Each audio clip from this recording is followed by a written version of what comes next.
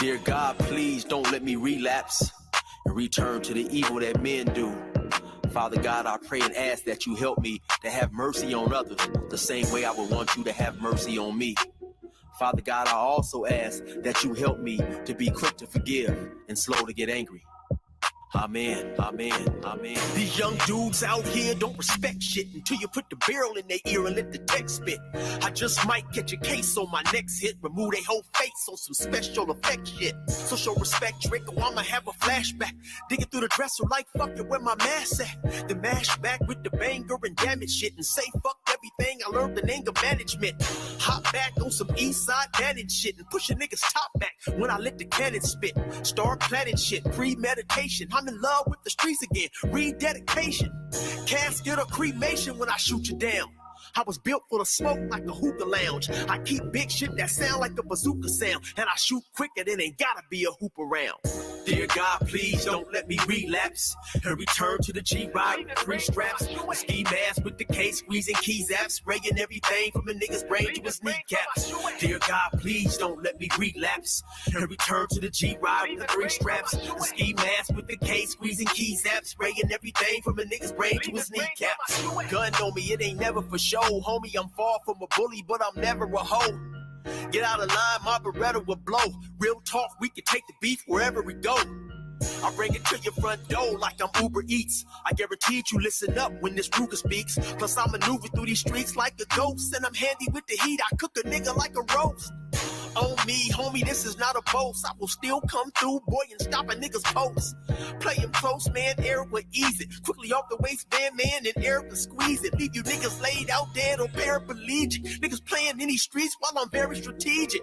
I come to your house dressed like the gas man. Shoot you 9 times, leave you stretched by the trash can.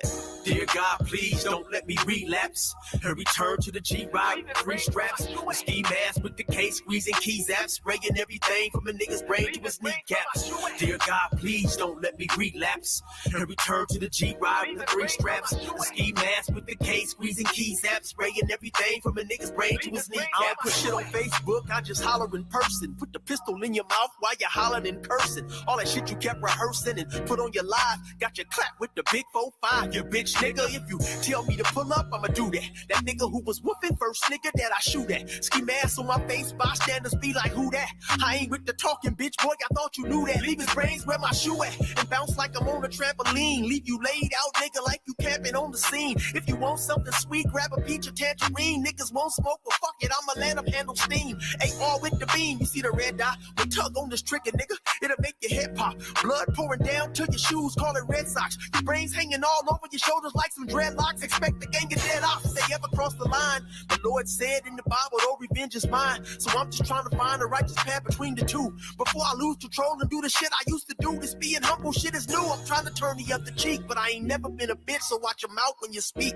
Your mercy's what I seek, so I pray on bended knees. Don't let me get the K with the extended clip and squeeze. Lord, please. Dear God, please don't let me relapse and return to the G-Ride with 3 straps. A ski mask with the case, squeezing keys apps, spraying everything from a nigga's brain to his kneecaps. Dear God, please don't let me relapse and return to the G-Ride with 3 straps. A ski mask with the case, squeezing keys apps, spraying everything from a nigga's brain to his kneecaps.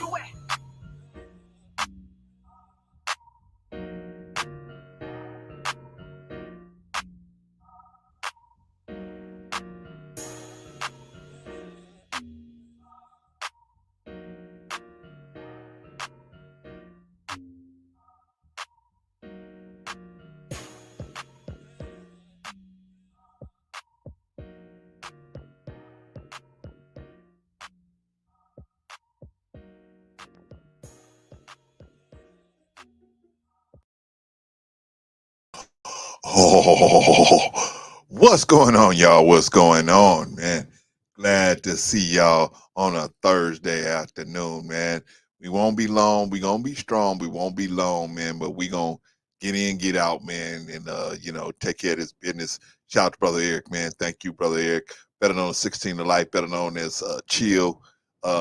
Thank you, brother, for donating this song to us. Appreciate you, man. Clarence, why do you play that song Relapse? Because any one of us could relapse. We trying to do right, but any one of us could relapse, man. Any one of us could relapse. So don't think you too good and you too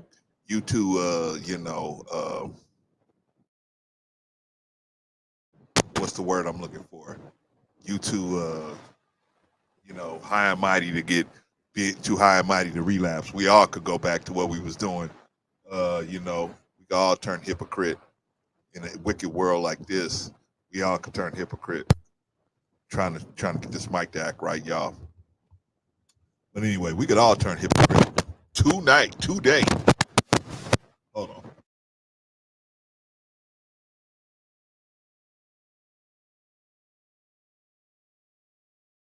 All right, today we could all turn hypocrite.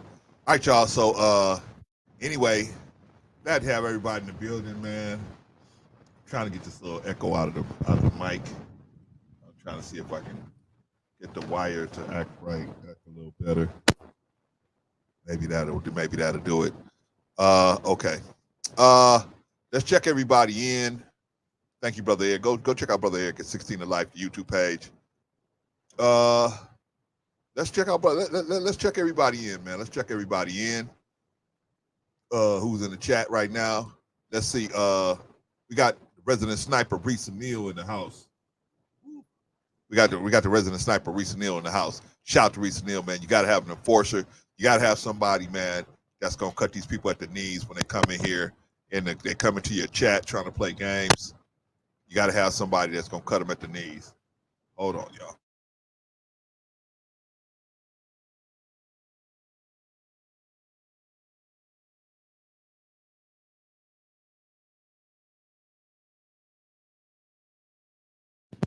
All right. That's a little better. A little better. All right, y'all. You gotta have somebody that's gonna cut them at the knees. That's Reese Neal. Reese Neal's gonna cut them at the knees. Whoop, whoop. So you gotta have somebody like that, man. Shout out to Reese. Yeah. So shout out to Reese Neal. Glad to have you in the building, sis. Who else is in the house? Ah, come on, man. Come on. Who else is in the house?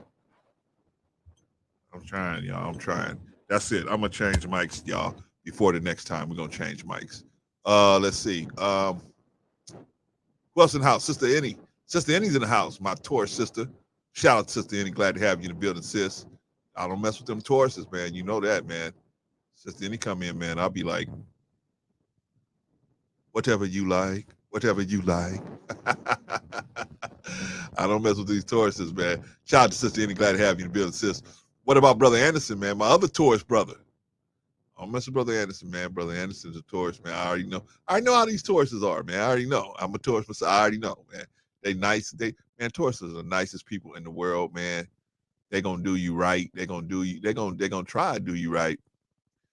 But man, once you play them, that's when they gonna go to pieces, man. Taurus is gonna go to pieces on you, man. And them horns gonna come out, and you gonna be like, damn, I didn't even know you had that side in you, right? I already know about them Tauruses, man. Leave them alone. But shout out to Brother Anderson. Yes, sir. We black again. Glad to have you in the building, my brother. Appreciate you, man. Appreciate you guys so much, man. Who else in the building, man? My sister, OG Patrice. I don't know if I ever told y'all, man, that I met OG Patrice in person. Yeah, Clarence, you told us 1,000,000 times. Golly. Okay. All right. I didn't know if I told you. I didn't know if I told you, man. Shout out to Patrice. Glad to have you in the building, sis. Who else in the building? I think I got everybody, man. I got Reese already. Got Anderson. Let's see. Who else I got in the building? Oh, I got Brother Watkins. Brother Watkins in the building, man. Shout out to you, man. Glad to have you in the building, brother. Good to see you, man. Good to see you, man. Thank you for the cash up and everything. Appreciate you, brother. Thank you so much, man.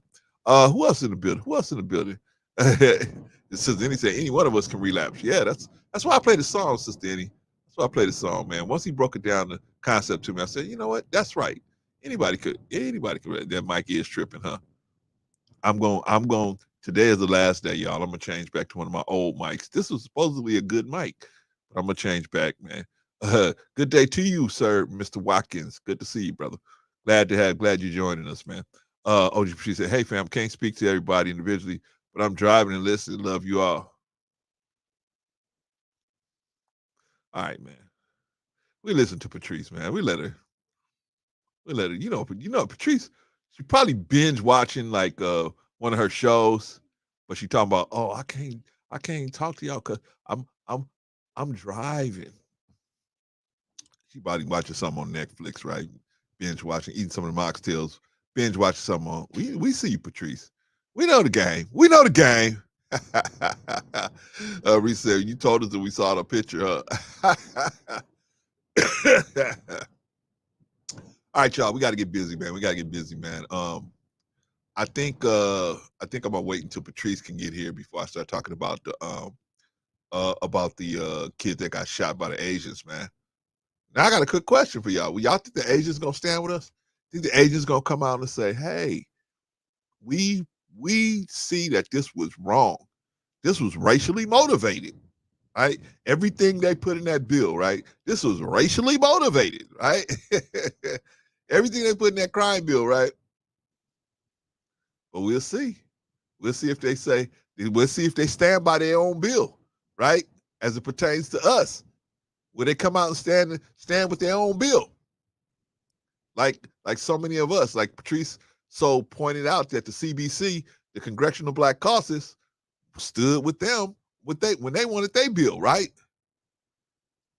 I wonder if the Asians gonna stand with us, huh?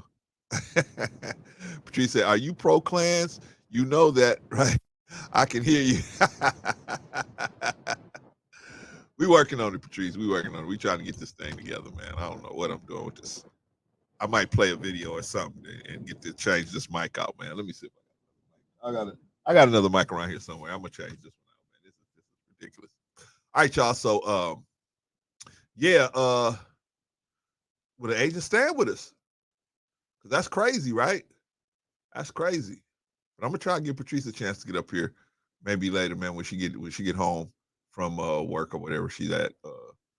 She chime in, then maybe I'll go over the situation with the boy got shot by the Asian store owner, right? The Asian store owner came in.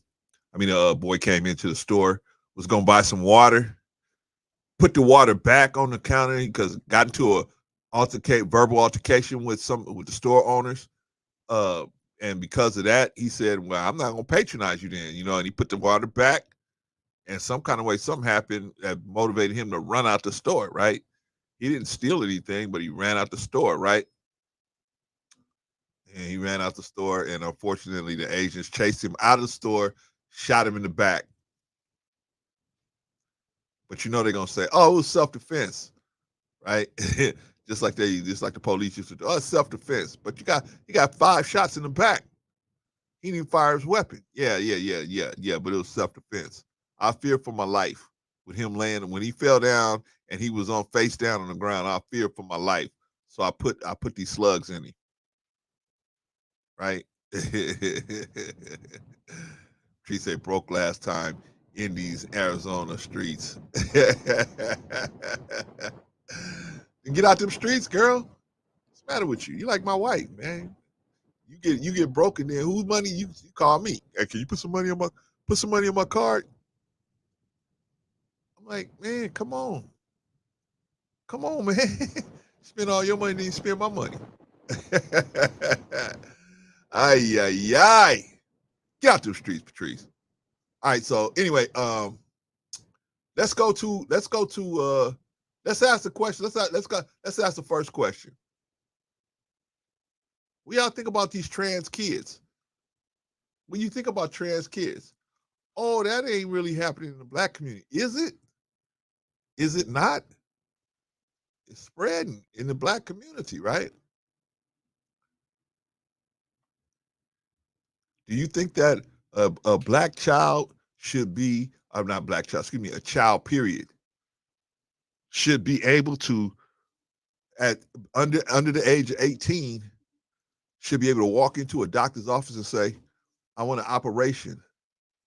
I want to change myself from a male into a female appearing person, right?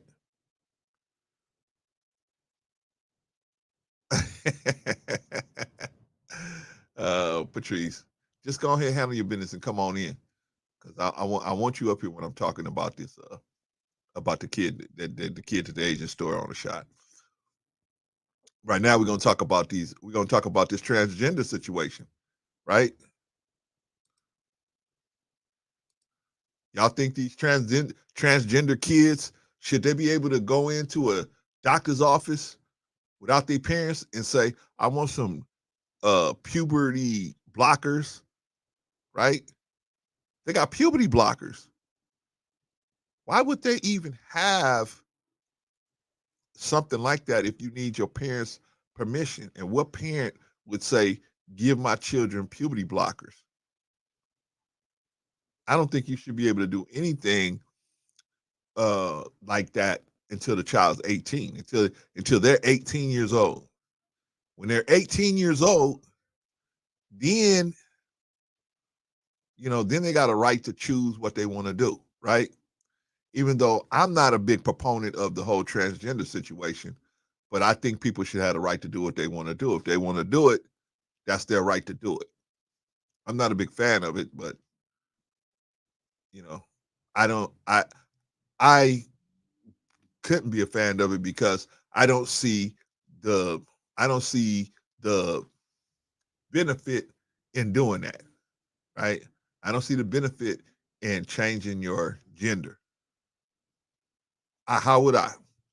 So I wouldn't be able to speak on whether that's beneficial or not. I don't know, but I think as far as being a child, certain decisions that should be that should wait.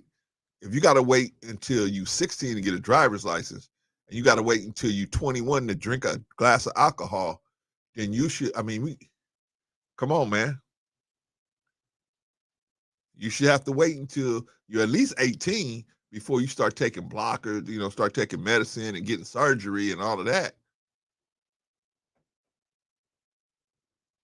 I would say don't even change the name, but that's not illegal. Shout out to Sister Sophia. Glad to have you in the building, my sister. Glad to have you in the building, sis. Good to see you. And what is it? Where does the line stop? If you can let transgender kids make their own decisions about when they're gonna get uh surgery and uh you know take beta blockers and take puberty blockers, where does it stop? 2 years old? Your 3-year-old child, your 3-year-old daughter tell you she's a boy? Where does it stop? Love you too, sis. Glad to have you in the building. Where does it stop?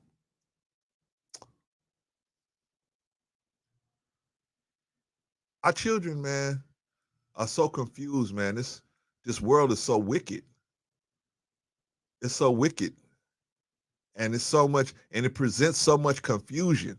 It should not be that much confusion, right? Either you a boy or a girl. Now, when you get 18 years old, if you want to entertain doing something alternative, that's your decision because you're 18 years old, you're an adult. If there's a doctor out there that'll take your money and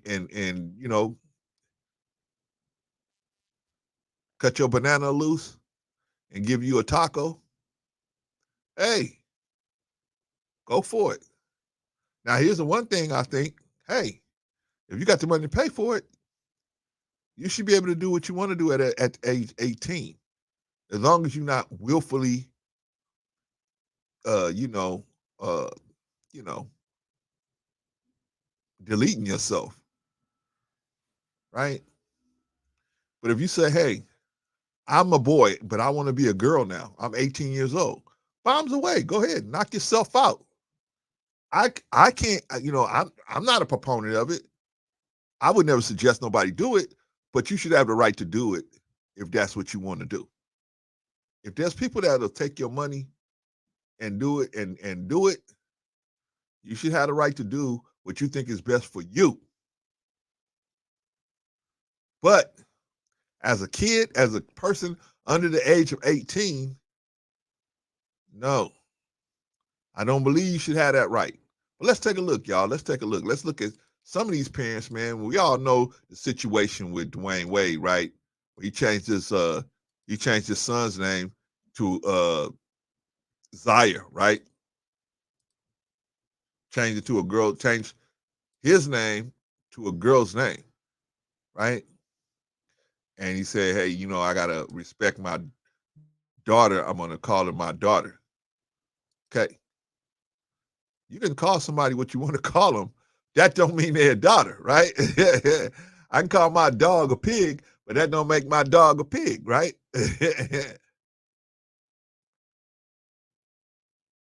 Right? There's only a trans woman, but some trans women I heard today on the radio, a trans woman was saying, I'm a woman. You're not a woman. If you wasn't born female, you're not gonna be a woman. Period. They can make you look like a woman, but if you pass away in a casket, they check your DNA, they're gonna see it's male DNA. Well, this is what I want to be referred to as this person. Okay, I'll refer to you whatever you want. But I'm not going to say you're a woman. I'm not going to never admit that a person that wasn't born female is a woman and a person that wasn't born male is a man. I'll call you the best I'll give you is transgender male because you're a transgender, right? You're someone that was born female and now you are attempting to live your life as a male, but you're not a male. You're attempting to live your life as a male and you've been surgically altered. I don't care how many surgeries they give you, you're never going to be able to have administration. You're never going, and therefore, minus without having administration, you're never going to have be able to have a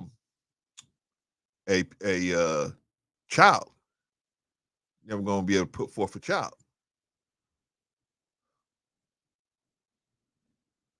Just the facts. That's all. We just doing the facts up here. Anybody want to challenge me on those facts? Not talking about anybody. If you agree with me, thank you for agreeing with me. But if you have a different opinion, hey, let me know in the chat, and I'll bring y'all. I'll bring you right up here. So today we're gonna look at some families of some transgender children and see some of the challenges they facing. Now, I personally don't believe that these children should be getting transgender drugs before the age of 18. I personally don't believe that because I don't think they're ready to make that kind of decision. I think they desire to do a lot of stuff, right? I wanted to jump off of buildings in New York because I saw Shaft and I saw Uptown Saturday Night and everything. I thought, oh yeah, you can just jump off of one building, jump to the other building. Stupid, right? You don't know what you want when you were a kid, right? You don't know what you want. Sister Sophia said, I want to be in the Air Force, but being type 1 diabetic since 1978, wanted a son. Neither happened. Life goes on. Yeah. Right, Sister Sophia. Some things we got to accept, right? Some things we have to accept. There is some, that's called reality. That's called reality when you have to accept something that you didn't really want, but that's the reality, right? Lisa said, how about I don't talk to you at all because now you're on stomping on my toes. I got the right to not be bothered in freedom of speech, so I don't have to respect your pronouns. Risa, I don't feel that way. I feel like this. Hey, man, I respect everybody. You know what I'm saying? You want me to call you a girl, she, and this and that? Okay, I'll do that. That I'll do. I will do that. But I'm not gonna say you're a girl. I'm definitely not gonna say that. I'm not gonna lie for you. Now, you want me to call you she and all that? I'll do that for you out of respect you to your face. But I'm not gonna call you she and her. I'm not gonna lie for you. I'm not gonna lie and say you a girl. You're not a girl. I'm not gonna lie and say you a guy. You're not a guy. You posing as one. You posing as a girl, and that's all right. It's your right to do that, right?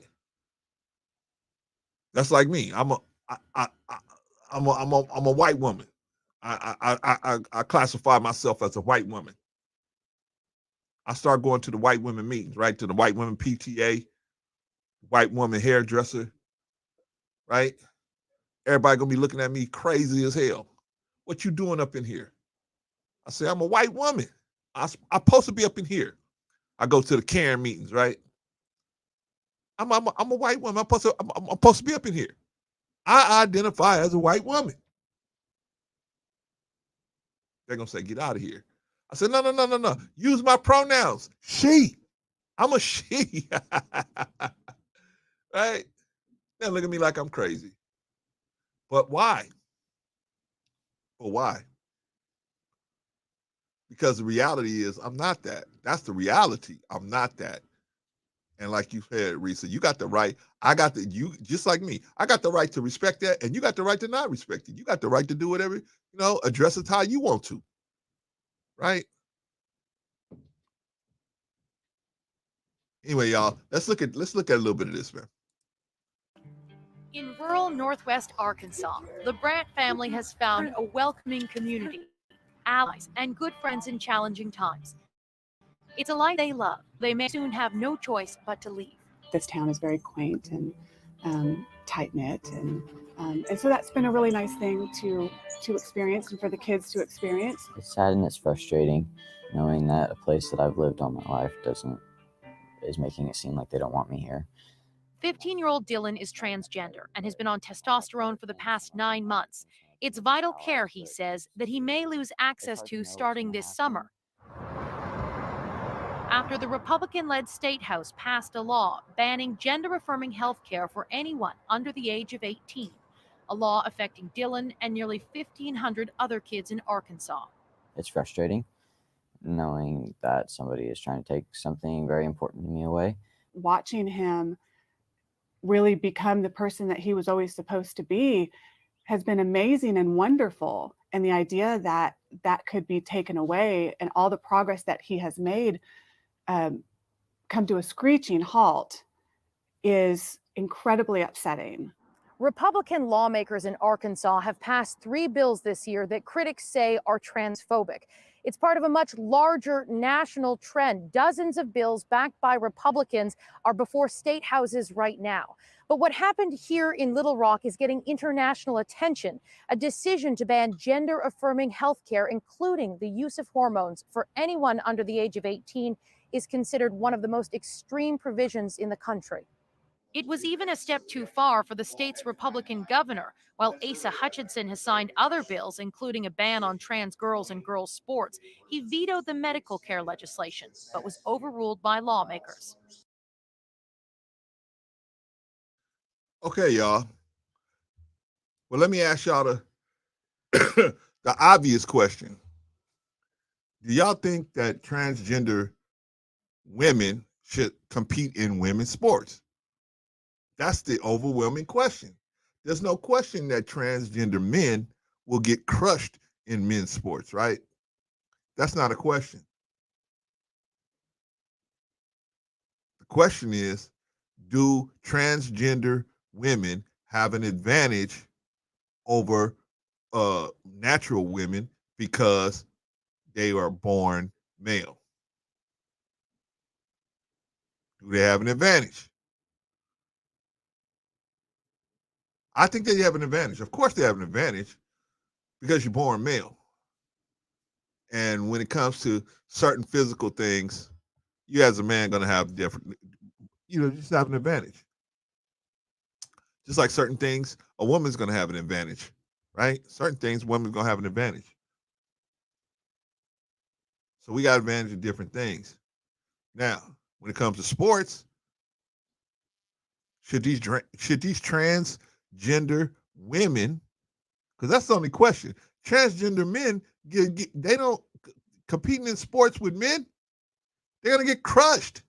That's not even a question of whether you're gonna get crushed. You're gonna get crushed in almost a 99.9% of the cases. You're gonna get crushed. But it's the transgender women that was born as a man. They start performing in sports. How's that gonna go? Right? We seeing these transgenders come into these women's sports and they cakewalk the women. Some of them, a lot of them. right? Cakewalk them. Is that fair? I don't think so. I think women and men's sports been separated for a reason. There's a reason why they separated. There's a reason why we go to the bathroom in separate bathrooms. There's a reason why we do this stuff, man. But we get like the Roman culture, man, where the Romans, they said, hey, the Romans had public places where everybody went to the same urinal. Everybody went to the same bathroom. No doors, no dividers, nothing. Just people they was a filthy and disgusting people at that time. Hopefully they've cleaned their act up. Greeks too. The Greeks was a disgusting and filthy people. Right? Because what mattered more to them was being against God and being wicked. That's what mattered more to them than actually the functionality of actually going to the restroom.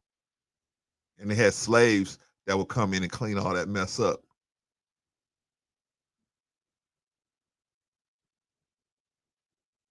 Now here we are, man. We sliding down that we sliding down that slippery slope now, right? To me, that's wicked, man. That's wicked. To take a kid that don't even know really if you really want to do this, right? I mean, he know in his heart, he feel like it in his heart that's what he want to do. But that's what the parents for. The parent is supposed to be the voice of reason, right? The parent's supposed to be the voice of reason when your child want to do something crazy. You're supposed to be the voice of reason and say, "Nah, son, that ain't gonna work. Nah, daughter, that ain't gonna work. You can't have an OnlyFans. I know you want the attention, but you don't know what's gonna come with the attention, right?" I just heard about a sister today that IG model got knocked off out there in Atlanta. Was it Atlanta or New York? I think it was Atlanta. Riding in the Uber. People rolled up on her, pow, put her down. So you don't know what comes with that, man. You don't know what comes with that. That's why I'm gonna tell y'all something. That's why it's better for a woman to lead with her virtues instead of sexual tension. Because when you lead with sexual tension, see, you could turn it off, right? You could say, okay, I'm done warming you up now. But see, men, once you get them warmed up, sometimes they don't have an off switch, and their mentality gonna keep working on them until they say, you know what? It's gonna bother them so bad they're gonna say, you know what? If I can't have you, nobody can have you.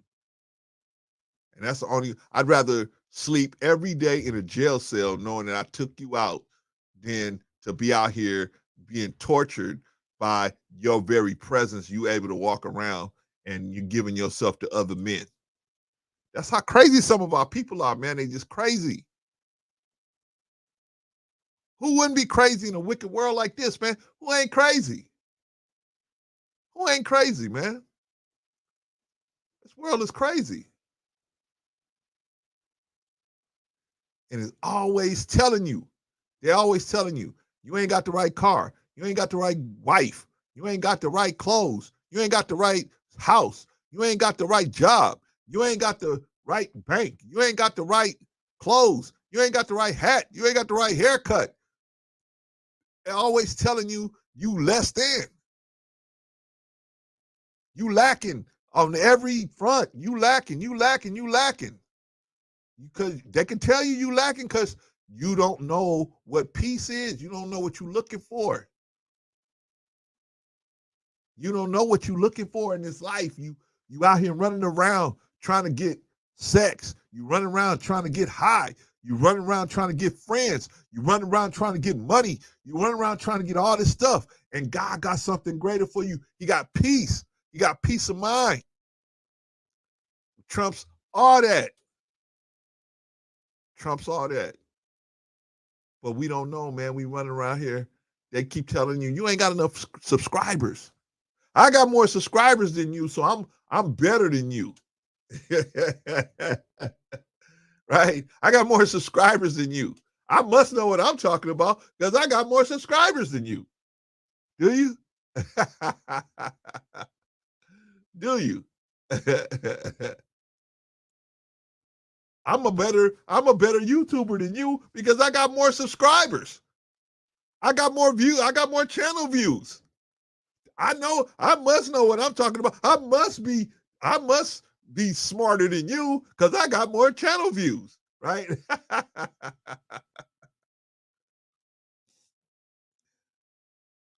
But I got peace of mind. And I know every word that proceedeth out of my mouth is a good word. And anybody watching this, if they wanted to have a good word, here it is. Here it is. Mr. Walker said, that's the part that made me laugh. I'm telling you, Mr. Watkins, they think that, right? I got monetized. I only been on YouTube for 2 months, and I'm monetized. I'm monetized. I only been on YouTube for a month, and I got monetized. Like that's some big thing, right? Here we are. We are literally pulling people out the goddamn fire over here, right? We pulling them out the water if they'll listen. If they'll listen. And they go around. Hey, I'm monetized. I'm monetized. I'm monetized. I'm monetized. I'm monetized. I really accomplished something because I'm monetized now. Is that an accomplishment? I guess it is, right? You monetize. I guess that's a great accomplishment, right? What about the people? What about the people that's actually listening to you? Are they able to walk away from what you're saying and change their life for the better? Or try to change it out, pursue changing their life for the better? Well, that's what I'm here for. I can't say what everybody else, and I'm not judging nobody. I'm just saying, this world got us so crazy, man. This world got us thinking the things that's not important are important, and the things that's important that's not important, right? Our brothers and sisters, our situation, our group situation, that's not that important, right? I want to be the nigga on the bamboo stick like Cleopatra, on the bamboo carriage that they carrying through the city, right? And everybody's cheering and hollering, "Hey!" You really want to be that person?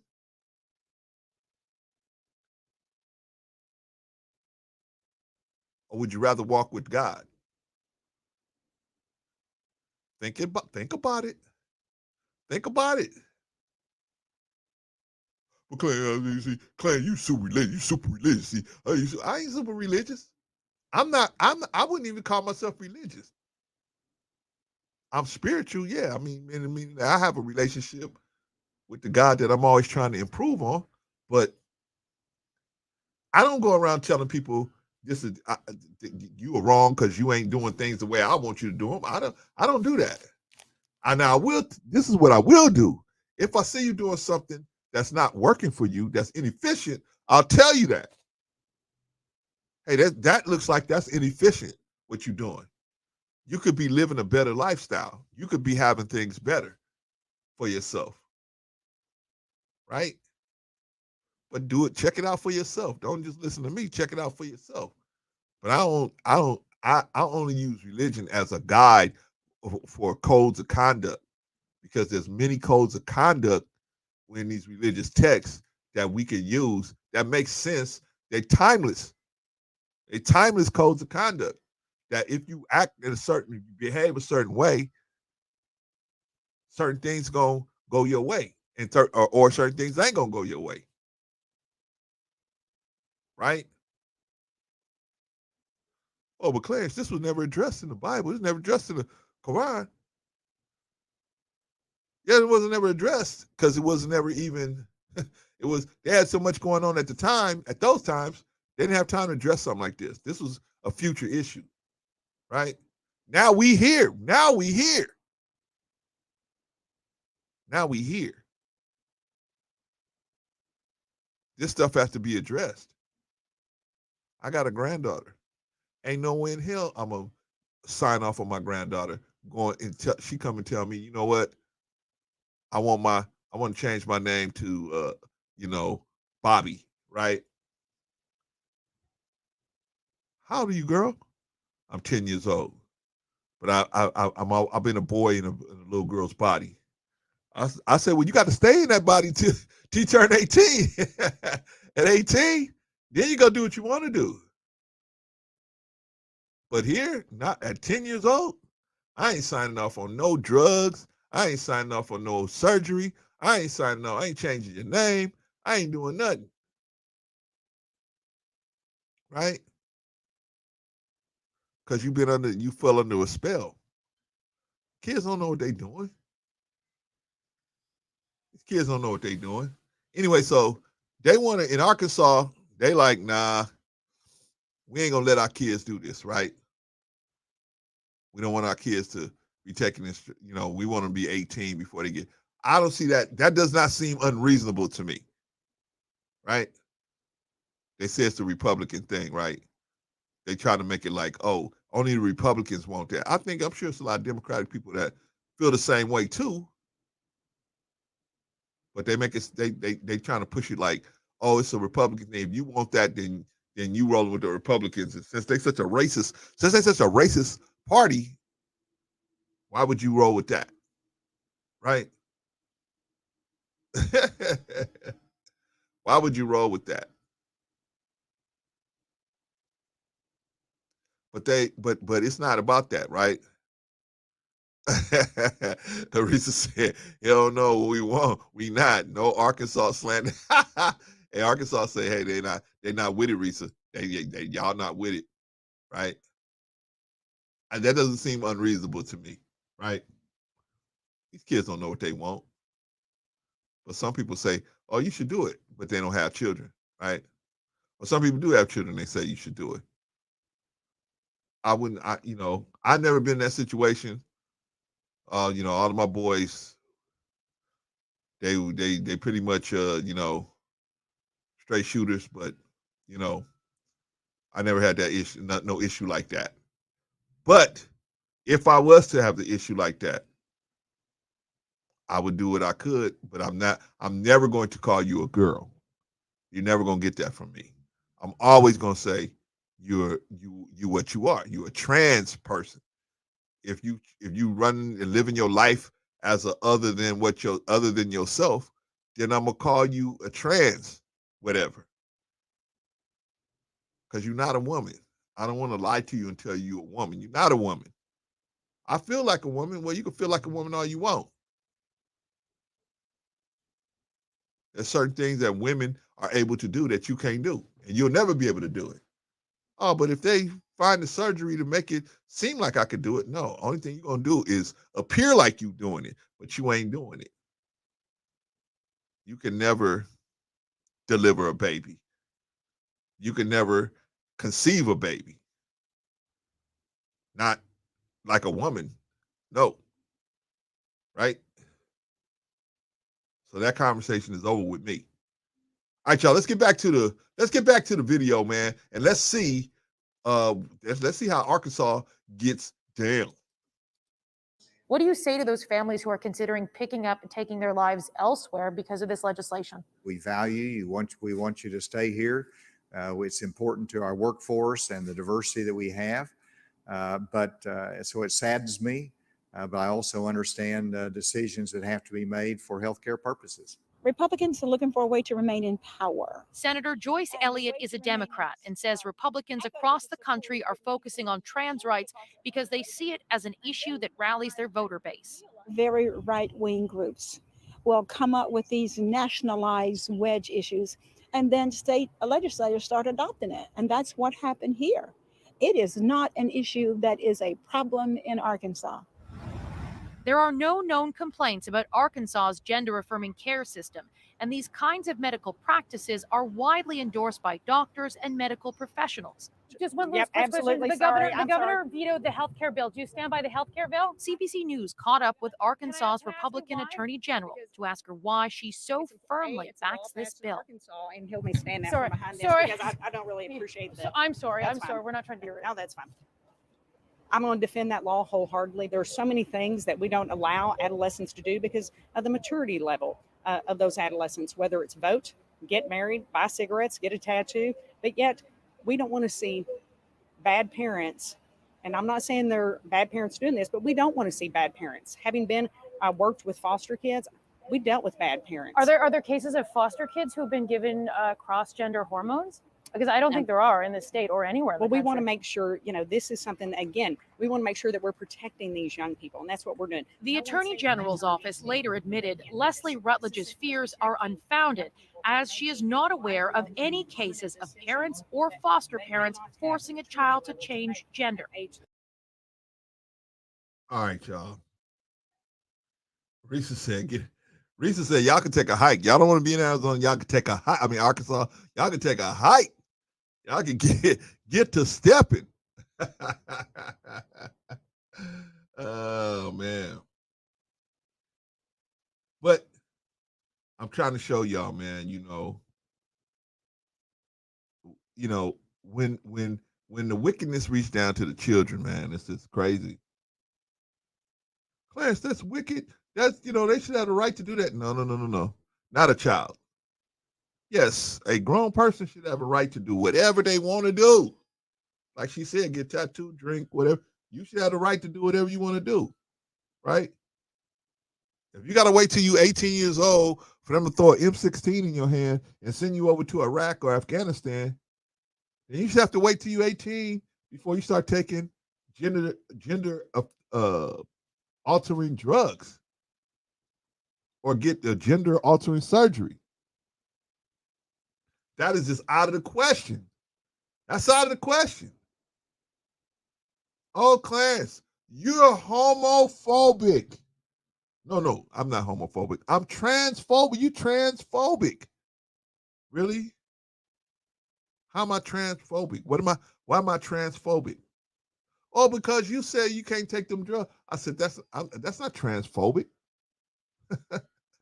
Transphobic means I have a fear of trans people, right? I don't have no fear of trans people. I do have a fear of taking a kid and making a life-changing decision for a kid before the kid is ready to handle that. I definitely have a problem with that. I would not want that to happen. Shout out to Von Bryan. Glad to have you in the building, my brother. I don't want that to happen. I don't want no kid to get gender-affirming drugs. Is that what they're calling it now? Gender-affirming drugs? Let's call them what they are. God is wrong drugs, right? God was wrong. God made a mistake, right? Let's call them God mistake drugs. God mistake surgery. God was mistaken surgery, right? I mean, that's what we saying, right? Hey, I'm trapped in this body. I can't get out.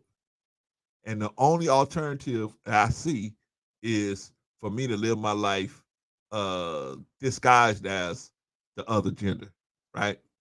Okay. I'll accept that. That's what you want to do. I'll accept that. But I'm not calling you a girl. I'm not. I'm not calling you a man. You a transgender man. You a transgender woman. I'm not gonna lie. I'm not gonna lie for you. Not gonna lie for you. Risa said, one big thing is We don't know what's in the pills. China already made infant flush capsules. So come call a spade a spade. You know what? You're right, Risa. I don't know what's in them. I don't know what's in those pills either. But one of the things what they supposed to do, Risa, is they supposed to now check this out. This is pills you're supposed to give to a prepubescent child. These pills are supposed to block. They're supposed to block the puberty. They're supposed to stop puberty from occurring in either gender, right? So they give you what they call puberty blockers. That's wicked, man. That's evil. To me, right? That don't make no sense. Vaughn said, what doctor in the right mind would subscribe those types of medications to children?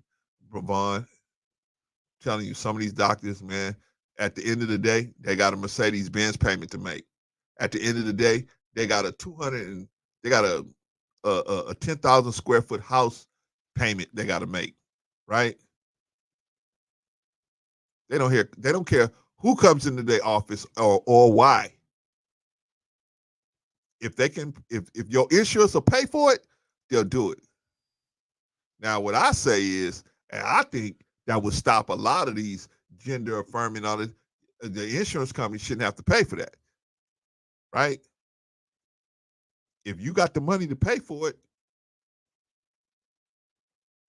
you pay for it. That shouldn't be on your insurance. Your insurance shouldn't have to pay for that, in my opinion. In my opinion, your insurance should be there for stuff that happens to you that's something out of your control, right? You get sick, get in a car accident, get a chronic illness. That's what your insurance should be there for. In my opinion, this is my opinion. Some of y'all may not agree with me. That's okay. But I'm just telling you my opinion, right? But your insurance shouldn't be there because you say, hey, look, you know what? I want to change my gender. Okay, player, then you gotta have to go and rack that. You have to stack that cash up on your own and do that on your own. And then any treatments you need, complications you get from that, the doctor that worked on you or the organization that worked on you should be responsible for that, right? I think that would cut down on a lot of that, right? Patrice said, Brother Clarence, it's the liberals pushing that agenda, not the conservatives. I don't know who's pushing it. I know that they're making it sound like it's just a conservative issue. That's what they're making it sound like. And they're making it sound like if you feel the same way, then you gonna be part of this Republican white supremacy machine. So therefore you gotta be with the business so that you ain't with the white Republican white supremacy machine, right? It's all, they convolute all this stuff, right? Instead of saying, hey, no, this is just an issue. And I don't care what party you in, some of us don't agree with it. I know there's some Democrats that don't agree with that. So, I mean, I can see people from all sides of the fence that do agree with it and don't agree with it. Like I said, I don't see no value in changing your gender before the age of 18. I don't see that. I don't see the value in that, to me. Well, Clarence, you've never been that person. You never been this person. You never had that situation, so you don't know. You're right. I haven't had that situation, but I've had desires to do things that when I was young that I thought was I really wanted to do it bad, but it was stupid. It was stupid. And when I finally realized, man, that was stupid. That's stupid. See, when you're a child, man, sometimes you don't recognize the boundaries on things, man. Sometimes you don't recognize the boundaries, and sometimes you have to get to a certain mental maturity so that you can recognize, oh man, that's demon time right there. That's crazy. Why would I want to do something like that? That don't make no sense. But when the grown people, when grown adults will tell you, hey man, you good. You good on this demon time, man. Go ahead. You want to be a girl? Be a girl. But I was born a boy. Well, we're gonna take you to this doctor, son. We're gonna take you to this doctor. And this doctor will fix you up. We're gonna cut you up. We're gonna slice and dice you. Right? Like we're gonna take the Ginsu knives, put the Ginsu knives on you. Can't do that. We can't do that. Nah, man, you have to be a certain age. Transgender kids doesn't make no sense. It shouldn't be no transgender kids. Now, your kids, if you want to put your kids in an environment where they're around other kids that feel the same way, cool. Let's start a school for them. Let's start a little academy for them or whatever, right? Let's protect them, right? They shouldn't have no violence happening to them. Let's protect them. But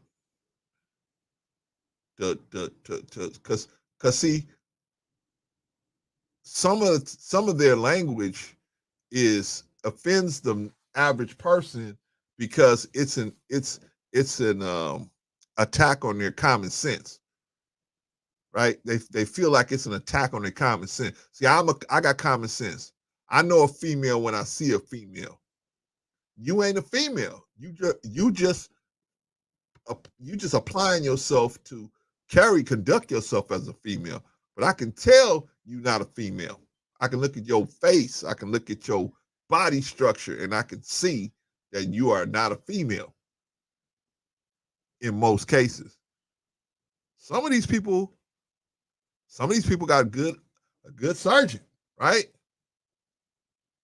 Not Caitlyn Jenner, right?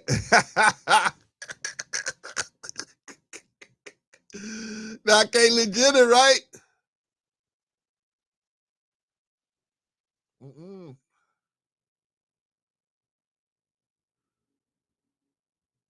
I know it's hard, man.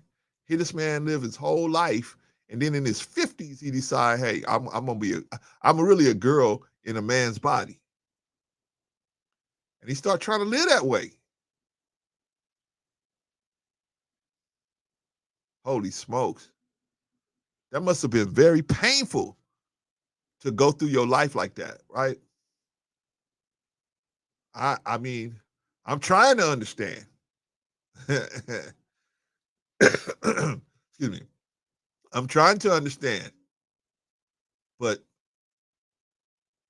I don't, and I'm not supposed to. I don't think because I don't. My elevator don't go that high, right?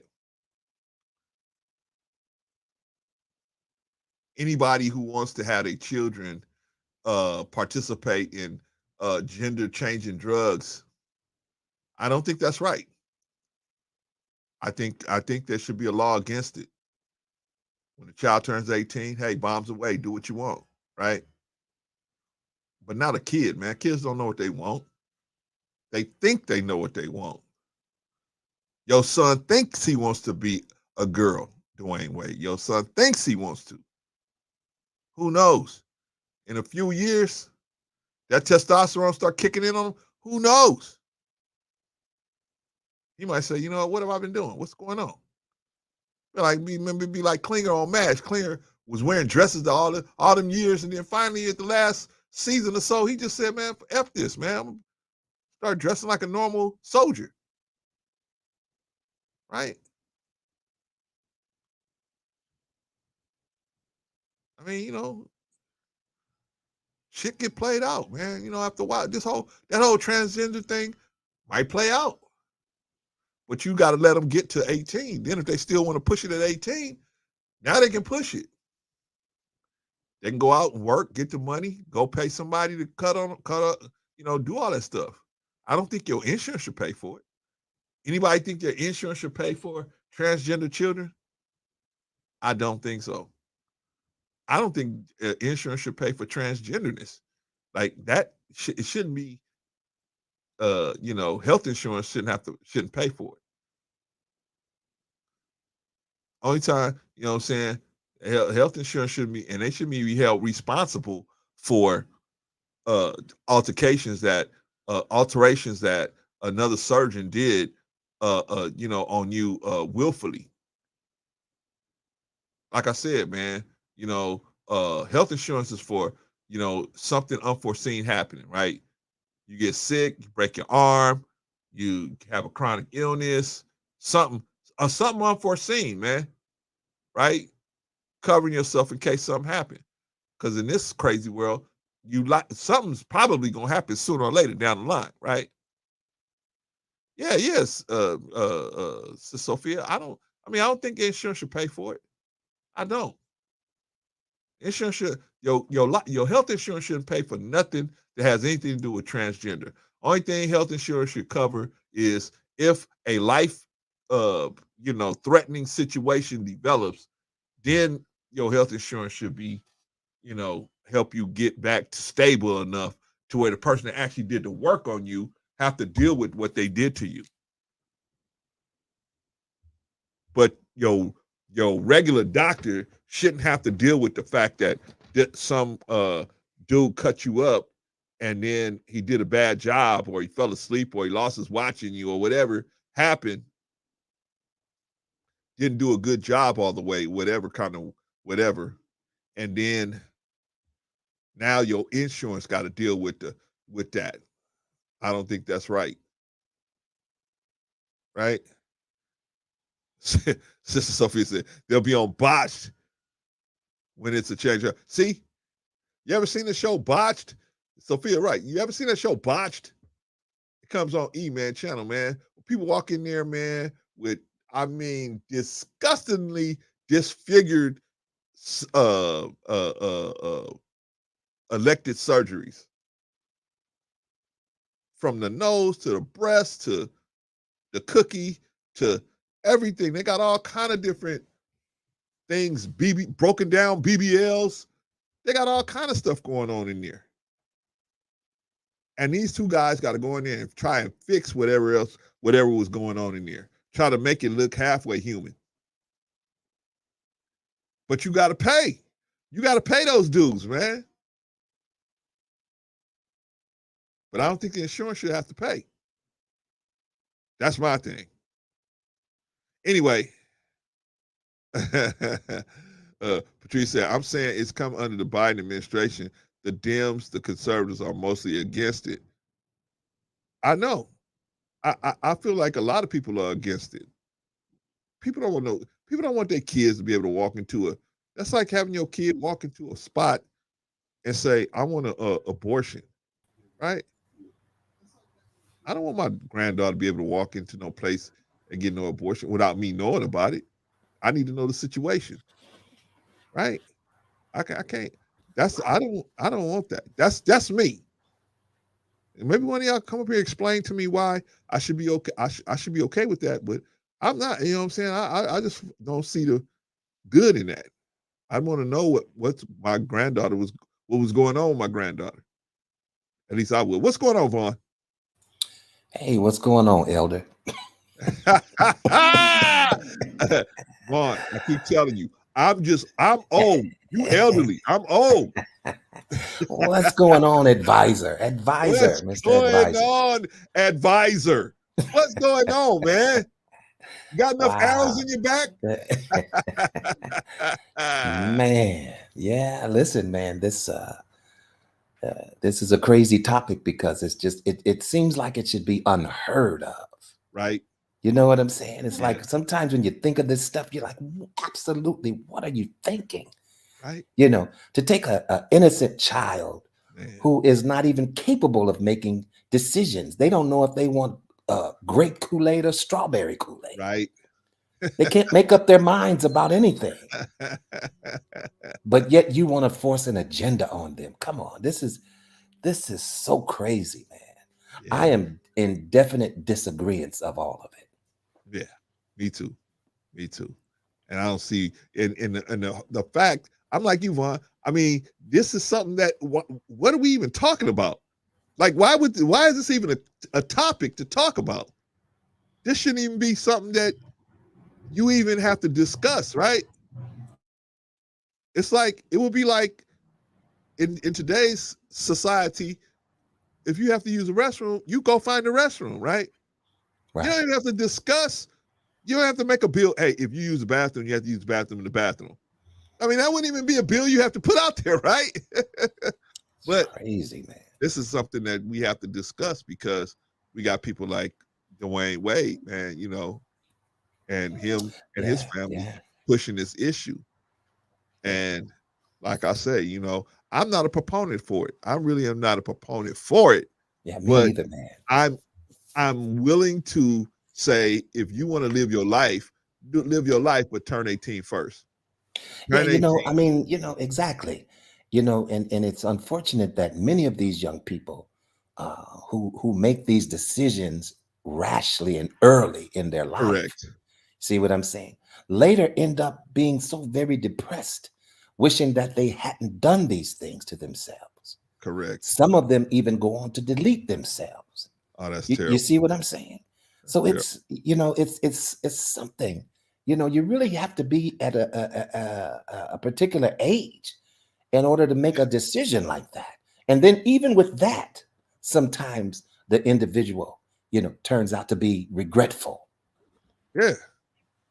And it's just you like I seen like I saw one where this guy transitioned to a female and then he transitioned back to a male at like 50 something years old.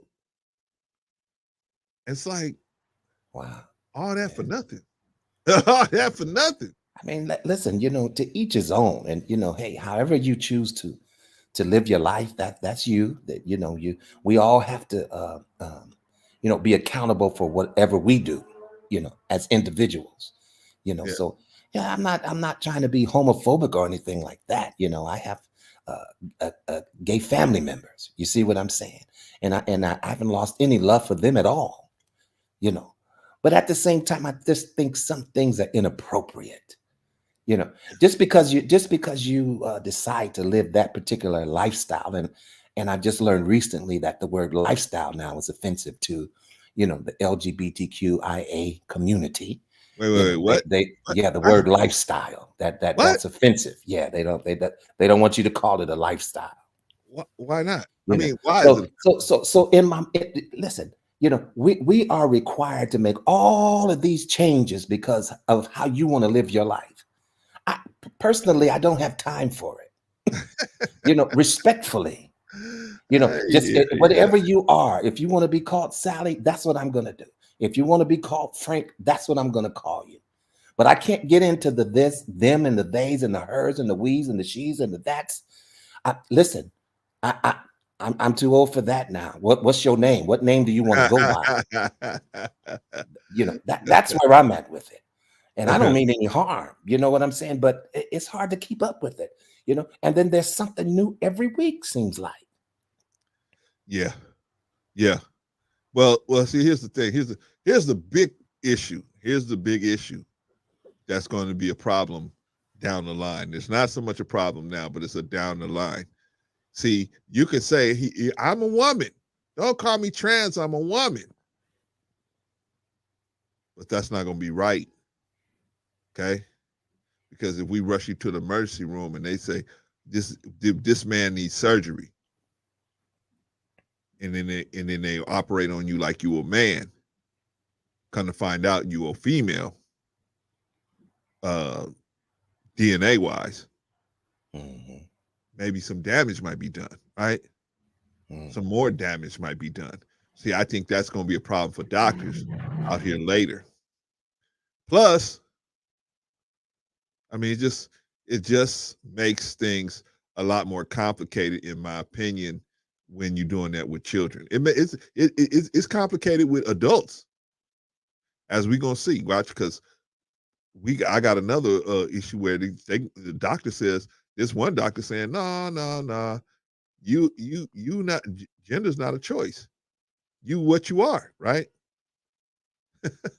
And he's gonna get lambasted for it, right? So let's Well, watch I a little mean, bit of this. yeah, Let's go watch a ahead. little bit of Go this. ahead. Sure. Let's watch a little bit of this one. All right, so let's see the doctor. Why you have these views, David? Because you have a I- very I deep don't- religious belief. Well, I do. I don't think there's any big deal here. Most of humanity throughout most of history have believed this, believed it on the basis of scientific evidence, believed it on the basis of how do we assign gender to people. When I use the word gender, I use it in the same as sex, assigned at birth. And yes, you mentioned my religious views. I'm a Bible-believing Christian. I believe that God made mankind male and female. And I believe that this is extremely important to us as a nation, as a generation, that we uphold this truth. Why Doctor, does, why can I does- just say this truth, whatever you deem to be the truth or whatever, in today's world, this ain't going to change, right? It's not going to change. You've lost a job over all of this. Why don't you, let's start with the easiest option first. Why don't you just go, yeah, whatever, you mightn't believe it or not, but why don't you just tick a box and save your job? Well, first of all, it would be dishonest for me to do that. I would be, and lying is sinful. It would be sinful before God. And secondly, it's the same thing, isn't it? I do not believe it. And if we have no Do doctors, you medically not believe it? I medically not believe it. If we have no doctors or nurses with consciences anymore, anything can happen. We have to be allowed to have a conscience when we work as doctors and nurses, even if we disagree with each other on some things. What about somebody who has had the full transgender surgery and believes that they have changed their sex, maybe from male to female, female to male, and they are living as that person? They have the right to Would tell you me. still not call them by the gender that they prefer? They have the right to call themselves by whichever gender they wish, but as a Christian, I believe that gender is assigned at birth and that God made them male and female and that this cannot be changed. Monroe, assigned. All right, Vaughn.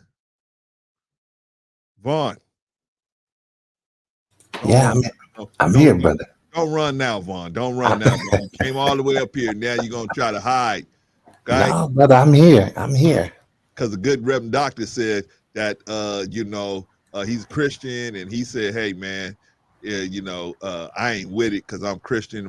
This goes against my beliefs, whatever, right? Right. Okay. So, which he has the right to do, right? Yeah, exactly. If the other person has the right to say, hey, this is, this situation, by the way, I saw you, Patrice. I get it. You might not be up here today. Okay, no problem. He's got a right to do that, right? Just like the other person's got a right to say, hey, you got to call me she, you got to call me her, or whatever, right? He's got a right to say, no, I don't. Right? Everybody has a right to do what they want to do, right? Okay, so here's the thing. Is he a bad person because he just says, hey, look, this is just how I feel about the situation? Doesn't he have a right to have his opinion? Well, he definitely has a right to have his opinion. But you know good as well as I know that some people will demonize him, for his position, right, on the situation, right? Right. I mean, my position is basically the same. I don't particularly agree with that particular lifestyle, but at the same time, I'm not anybody's judge. Right. And I shouldn't feel reluctant to speak on that if that's what I choose to do, respectfully, Okay. But what I'm learning is no matter how respectful you say a thing, it still becomes very offensive to some. Yeah. You see what I'm saying? But they're very adamant about expressing themselves. See what I'm saying? They can march up and down the street and be just as flamboyant with their opinions and their positions and their perspectives, right? Right. I believe we should have the same right. Yeah. When it comes to that. So yeah, I'm not here to be judgmental. It's just the way that I view it is the way that I view it. Well, it's a very polarizing issue, right? On one hand, you got the people that say, I'm trapped in this body. I'm Clarence, I'm trapped in this body. I'm really a woman. I'm really Clarice, trapped in this body. I can't get out. I need to go to the doctor to, if it would, my brain would do better if I saw some breasts hanging down here, and I got rid of the needle, and I got a taco instead, right? Then I would be able to say, yeah, now I'm like a woman, and I could put clothes on, and my mind could think I'm a woman because I look at myself and I see a woman, or a semblance of a woman, right? Some people have that issue, right? I can never relate to that. I never could. I'll never be. Thank God I never relate to that, because I don't want to be in that kind of flux of thinking. But I feel I mean, bad for people that do shit like that. it's always good to at least understand, what's going on. We can't walk around and be confused about it now. You see what I'm saying? People actually are living this way, and this is what they have decided to do with their lives. Yeah. You know what I'm saying? And Yeah. it's not like they have leprosy or something like that, but at the same time, I may not be in agreement with it, the way that you choose to live your life, according to the scriptures. There's some things that I'm in disagreement with concerning myself, Yeah. because I'm still trying to live up to, Yeah. you see what I'm saying? The Yeah. things of God and all of that. Yeah. So, hey, like I said, to each his own, but please don't push the narrative, especially on children. Yeah. Yeah. That is a place in their lives where they are most innocent. Yeah. That's when it And gets real. that's just so very unfair as a parent, Yeah. as any parent, to do that to your child. Yeah. That's terrible. Let them live long enough to make their own decisions. Yeah. See what I'm saying? Same way that I raised my son. Hey, if you want to wear fingernail polish and lipstick, guess what? That may be your decision, but after you move out, see, Right. that's when when you're grown, Right. grown enough to live the way you want to live. Yeah. But in my house, there are certain rules. You Right. see what I'm saying? Because these are the standards that were set. Like they say, ask for me in my house. Yeah. you know, Now what everybody else is doing in their house, well, hey, that's your business. Because I'm not trying to sit on your couch and tell you what to do. Exactly. Right. Yeah, that part. Hey, my oldest boy, man, he was 18, and he had just graduated high school. Wanted to go get a tattoo. I said, sure, man, go get it. But you're moving out, right? Huh? I said, no, you're moving out, man. I mean, I don't play the tattoo game up in here. You know what I mean? But that's on you. You able to do it. And and he moved out. Gotta give him his credit. He moved out. But he came back, man. God, he came back. Yeah. But once you get a taste of outside, you see what I'm saying, and you see how rough and tough it could be. That's when you wish back to those days. Man, I wish I could go back to those days where I didn't have all of these responsibilities. Oh man. You see that? Oh man, I kept telling my other son. I said, man, I'd be rich and famous if I was as smart as I am today, man. When I was your age, I'd be rich and famous, man, right now. Yeah, like I said, my son was 16 and got a tattoo at a tattoo party in 2010. I hear you. My son went and got one. He hid it from me for a long time. Yeah, I didn't know he had it. Oh yeah, see, well, and that's what they do. At that age, they hide a lot. Well, listen, how much did you hide from your parents? See, well, you see that? It was a different time back then. Not much, Mark, because it was a different time. Different time, man. You know what I mean? They could run up in you, right? Like, listen, I hit a whole bunch. Yeah, right. Well, you see what I'm saying? Yeah, man. I had one. When I look back on it, because my mother was very strict, okay. And she was one of those single parents, and she refused to, have me be this way and that way and the other. She was very, very strict. Even to this day, she still holds on to that strictness. Oh, okay. You see what I'm saying? Yeah, But I get you, brother. I you get know, you. but speaking of graduations, my son, you know, he graduated early in December, Oh, hey, but congratulations. his ceremony is tomorrow, so I'm looking forward to that. All right, congratulations, man. Shout out to him. Yeah, I Shout want to out see to him him, in that cap and gown. Yeah, man. Right on, man. Right Yeah, on, man. and Good for then I you. can be like, oh, I'm done now. See, now you can go head on now. No, Ah, let me quit.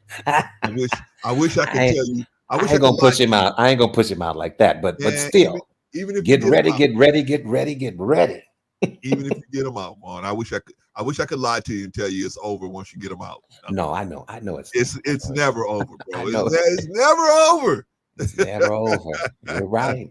Yeah, It's never over. Just when you think you done, man, they bring you back. Oh, guess what? exactly. You gonna be great. Oh, guess what? I'm going to college and I'm gonna need a place to stay. Yeah, they always got something. They always got something going on, man. They got something going on, man. That's my Yeah. youngest boy now. Hey, I'm going to school. Oh, okay. I got accepted to. Oh, okay, cool. But But you know, I need a place to yeah. stay, so I'm gonna just stay here. Oh, I thought you was getting a dorm player. What happened to that? But you know Anyway. what? You know, I was having this conversation similar to what we're having today, on in another space, put it that way. But you know, it just amazes me how a lot of people who don't have children, you know, are so quick to say things like, you know, well, what's the problem with it? You know, what's the problem with them teaching this to your child in school, or you know, having some particular individuals who are dressed up like women, even though they're men, you know, reading stories to your children? What's the problem with that? You Yeah. know, and in my mind, you know, that's such a insensitive quote to me, because you know, you don't have children, so you don't understand that. Mm. You know, especially when you go out of your way to train your child in your home. You see Mm. what I'm saying? And then the school system is basically bucking up against the standards that you're trying to teach in your home. Mm-hmm. You know, so yeah, I have issue with it. I have issue with that. You know, my son is 18 now. Believe me, he can make his own decisions. You know, he's still in the learning process, because you don't know everything at 18, Right. even though he thinks he knows everything, but he Of still don't course. know everything. Of You course. see what I'm saying? Of course. But he's, at least he's of the age where, hey, I'm not as protective as I was when he was 7 and 5 and 10. You see what I'm saying? Mm-hmm. Those are innocent children. Yeah.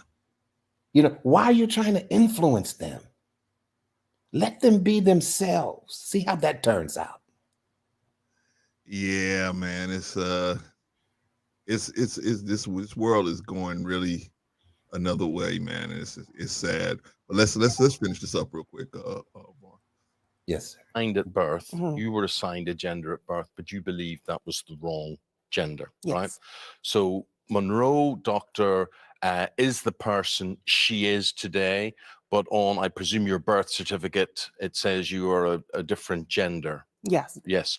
Now, doctor, do you have a problem with that? Monroe is comfortable in her own skin, who she is, what she is. Would you actually say to her, I don't recognize And that? can I actually just say, surgery doesn't actually have a bearing on how far someone is with their transition. You can be trans and have not even transitioned yet, and that's actually the most crucial point. So the When minute you people are their most decide, vulnerable yeah. and they need to be See, believed. more this is where it becomes very complicated, very confusing, and actually, I think perhaps makes it easier for the doctor, because Okay. he's actually saying if physically Mm. you are But that is his job to help people, and he's not doing his Okay. job by not helping people. There's never been anybody that I've refused to help ever, not once. Well, we're talking potentially, aren't So we have a situation here. Take Facebook, where we have 78 genders now, I'm told.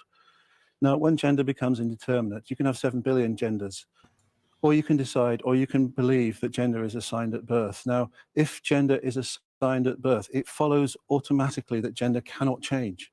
It cannot we? No, change. 'cause It's it's gender impossible. identity. You're confusing that with sex. So you're talking medically and physically. I'm talking but you're medically and talking physically as yeah. well. It's recognized within medical practitioners that this is the process and this is how you help trans people. And this guy is saying, no, I'm not going to help people. Okay, Uh-huh. Vaughn.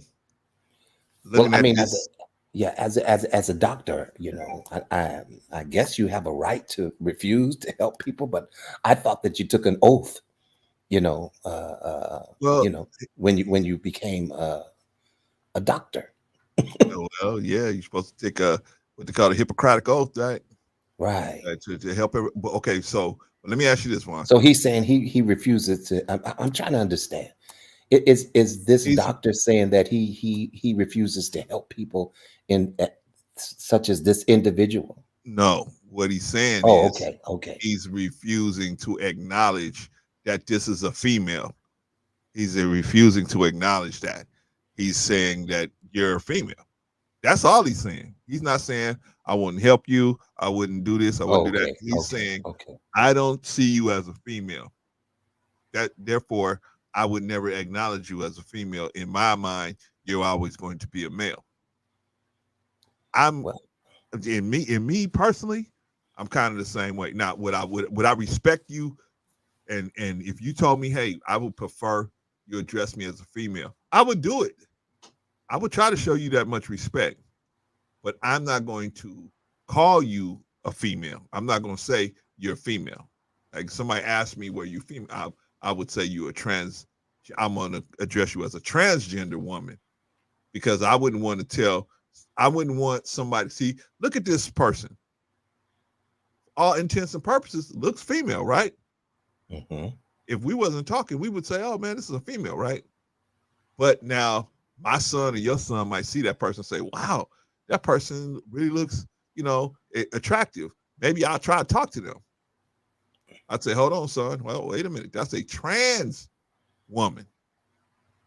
Unless you're interested in trans women, that's not a real woman. That's not a natural woman, I should say, right?" Right. So you have to make the decision whether you gonna spend time with trans women or you gonna spend time with natural women. That's but I'm just gonna tell you, I'm not gonna lie to you and tell you this is a woman just because she got on the operating table. I think that's what this doctor is saying so far. He hasn't said I won't help anybody. He hasn't said any of that stuff.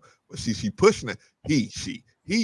This person here is pushing that on the doctor, right? He pushing that, putting them words in his mouth when he said, I never said that. I just said I don't want to acknowledge you as a woman. Anyway, let's watch a little more. Let's watch a little more. Because I don't want to refer to them how they are because of my religious beliefs. If this is his religious beliefs, then he should not be in the field and he was right to lose his job. You can't write off Christianity or religion just like that. I can. Any religion. I'm not writing off you take Christianity. Everybody who's religious. I'm writing off religion if that's going to stop you from helping people. You're a public servant. So working for the NHS of taxpayers' money, you should be helping people, not using your own beliefs to play God, essentially. If you remove everybody like me from the NHS, there'll be no NHS left. I'm not talking. You can have your own. You can have your own beliefs, but don't impose that on other people. Okay, but we have to have people with belief, and they have to be able to hold. Wow. Now that's the point. This is deep, Brother Clarence. What you got me into today, brother? I thought I came up here. That gets me, Vaughn. That's the one that gets me with the trans thing, right? They say, "Hey, don't impose your beliefs on us," but you're imposing your beliefs on us. Okay, well, I would say this. I would say this. As a doctor, he has a right to say that he may not want to perform, if he's a surgeon, that he may not want to perform any of those, genitalia reassignment surgeries. He definitely has a right to say that. But if he's an ER doctor, and say, for instance, this person comes into the ER with a gunshot wound, well, now you just can't not help this individual because they're transgendered. That's not appropriate. That's not cool. I agree. You see what I'm saying? I don't think that's what you're saying. It's still a life that you have to save. Right. Now, when it comes down to the cosmetic stuff, maybe you don't want to do the breast implants as a surgeon for reassignment or what, as they become transgender or transition or whatever, however they call it. You see, you may not want to do that, and you have the right to refuse. You have a right to refuse doing abortions if you're a doctor. You see what I'm saying? But at the same time, just because you know someone had an abortion, and they come in the ER with a gunshot wound, well, now it's your responsibility to save that life, regardless of whatever their, sexual preference is. Yeah, I don't You think he's can't saying that. discriminate. You can't discriminate in that aspect of it. Yeah, You, I you don't think see I what I'm don't saying? I do. But I don't think that's what he's saying. I think he's just saying I don't acknowledge this. You can Okay. do it, Yeah. Yeah. but I don't acknowledge it, and I'm not going to say I'm not going to call you a female because you're not a female. You're a trans Right. female or whatever, Right. right? But whatever they want to say, but you're not a female. And I would say the same Yeah, thing. You're not because a I female. wouldn't want to be responsible for misleading anybody either. You see Right. what I'm saying? I just, I mean, I just That's what don't. I'm saying. If I I mean, know you you're can my say what, buddy and this person comes along and I'm gonna say, hey, this is Sally. Oh, and he yeah, may get excited thinking that it's a female. right.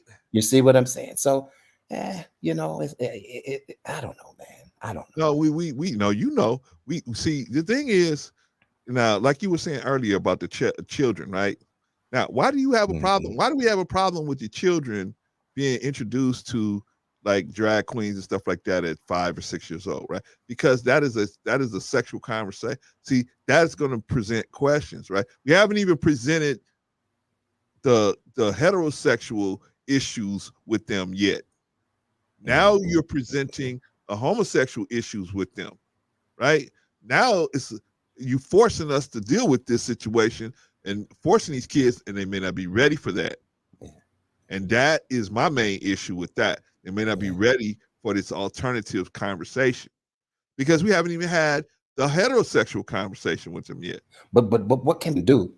The only thing we can do about it is basically, take care of our household because we really can't control what people are doing in their space. But I'm saying at the You school know? level, they should at least let you know. They should say, hey, we're gonna have,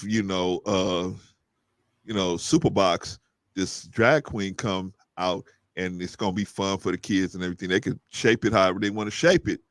And Super I have the box. right to say, I I have the right to say, nah, I don't want my child getting read Humpty Dumpty by Superbox. That's not gonna work. So, but y'all go ahead, y'all have a good time. Tell me when Superbox is gonna be gone, so I'll send my child back to school. Or Right. I just put my child out of that school.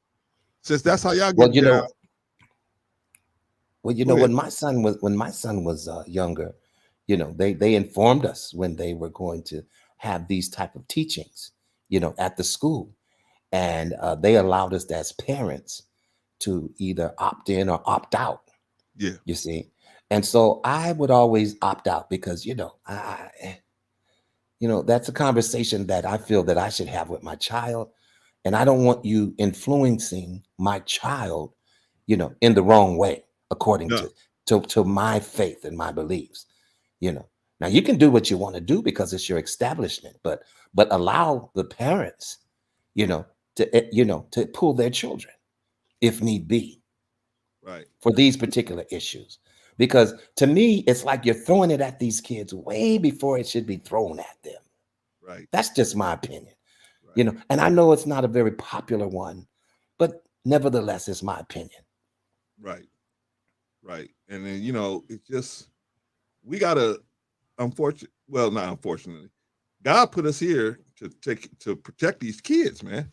God put us here to protect these kids. And if we don't protect them, who's gonna protect them? That's our job. And we never got told. Let me ask you, Vaughn. When your son came out and he said, "Hey, Mr. Brian, everything's good," did they tell you, "Oh, by the way, it's gonna be fun. It's gonna be nothing but fun times, to take care of this baby. It's just nothing gonna be nothing but a breeze." They didn't tell you that, right? Because you know why? It's not. It's gonna be some rough times, man. It's gonna be some It's a rough waters out challenge. there, man. Yeah, It's it's gonna a be some challenge. decisions that have to be made. Sometimes you got to be the bad guy. No, you can't do that, son. No, but everybody else is doing it. Yeah, well, that's them. Yeah.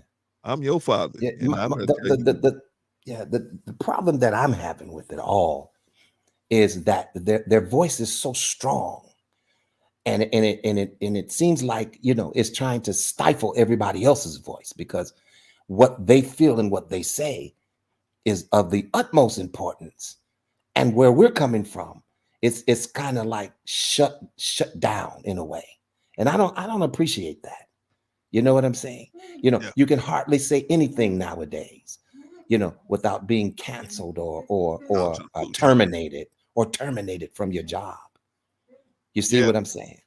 This You guy know, was fired. but these individuals, they can say exactly what's on their mind, how they feel, present themselves like they want. And I should have the same right to do that without being ridiculed. Hey, this is how you choose to live your life. This is how I choose to live mine. Yeah.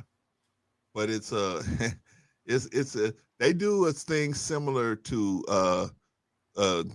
sometimes some people in the Jewish community do, where they use it, they have what they call they have these bully bats where they can label you as such, right? And this label, once they label you, the people won't even investigate the label. They just say, "Oh, well, you were given that label, then that must be what you are," right?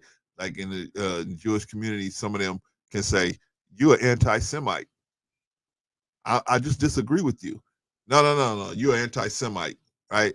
Wait a minute. I'm not an anti-Semite. I just disagree with you with this on this issue. Where they call you anti-Semite long enough, then the people say you're anti-Semite, right? And they call you homophobic, right? I'm not homophobic. I disagree with you on this issue. No. You homophobic. If you disagree, you homophobic. I can't disagree with you. No, you homophobic, right? And so they call you homophobic enough. Now you homophobic. Now they got transphobic, right? I just disagree with you. I'm not going to call you a female. You're a trans female, in my opinion. I got a right to have my opinion, right? I'm not gonna come out here and disrespect you, but I'm definitely not gonna Exactly. I'm not gonna call you a female when I know you're not a female. That's insulting to my intelligence. Right. I'm not gonna do that. So Exactly. but I definitely will try my best to respect you at all times, right? But that's the thing, man. They have more what to call that? They have more visibility than regular people, and then they can say, see, it's a thing that they say, oh, you with the patriarchy, right?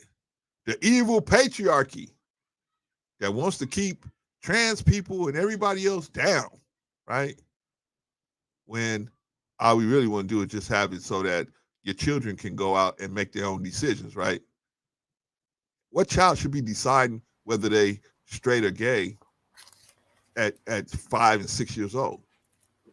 Maybe they got those feelings. I'm not gonna say that that's not real. That they may have those feelings, but I don't think they should be forced to commit to that situation until they at an age where they can add it all up and say, okay, I'm willing to walk this walk and take whatever comes with it, right? Even though I may not agree with that lifestyle, I may not promote that lifestyle, but the person should have the right to do it if that's what they want to do. In this world, you can't hold nobody back, right? Just live and let live, right? Just don't encroach on me. Anyway, let's finish up with the doctor, the good Reverend Doctor. You ever seen the movie Jungle Fever, man? Yes, sir. Remember the good Reverend Doctor? I told you not to darken my door ever again. Man, Mama, give me the money, Mama. Mama, money. Wow. All right, let's watch the doctor. I'm not saying that you can't let's be say what that saying that belief you is can't be a in the Christian. NHS. Let's talk No, about I'm not saying that you can't be a practicalities. Christian. I'm talking about you imposing that and affecting people that are highly vulnerable and need your help. Okay, they may be highly vulnerable. They may be in lots of situations that they don't want to be in. 84% of young trans people are either self-harming or have attempted suicide. What he's saying is, I suppose there has to be some order to things. And when you look back, I mean, how does genealogy continue? How do records be kept when We're talking someone... about gender identity. We're not talking about biological sex. Gender and sex are the same. They're not the same, and that's widely accepted. We're living in a gender-confused generation. Our children in our schools are being moved into a gender confusion situation. Our parents need to stand up on this. Our parents need to defend their children. We are in a situation where we are completely changing the society in which we live. But We're not dealing with Is confusion. We that not are- just happening, David, that you can't stop it? That's just the world changing. No, it's And people are being becoming driven. more accepting of And how people understanding. feel. Well, that's like that they something out of receive. George Orwell's 94. This is the way it's always been, but it's not. Throughout history, find anywhere in Christian history other than today when any Christian believed this. We You can believe believe it the Bible. yourself. You can believe it yourself, but don't impose that on Can't other write off people. Christianity. No, I'm You not can't writing write off off Christianity. You can Christianity. practice Christianity on your own You time. cannot You have cannot be a What's public that a health servant and not service serve the from your public. where men and women do not have a conscience. We This is have to have a purely- conscience this to is- practice medicine. No, Okay. you can have a conscience, but you also signed an When I practice was- of when I- ethics yeah. This is to is this serve something people and based not just the ones that purely- you choose. Monroe, please, is this based purely on a religious belief as opposed to a It's scientific bigotry. belief? Thank you. By God, I cannot go along with that.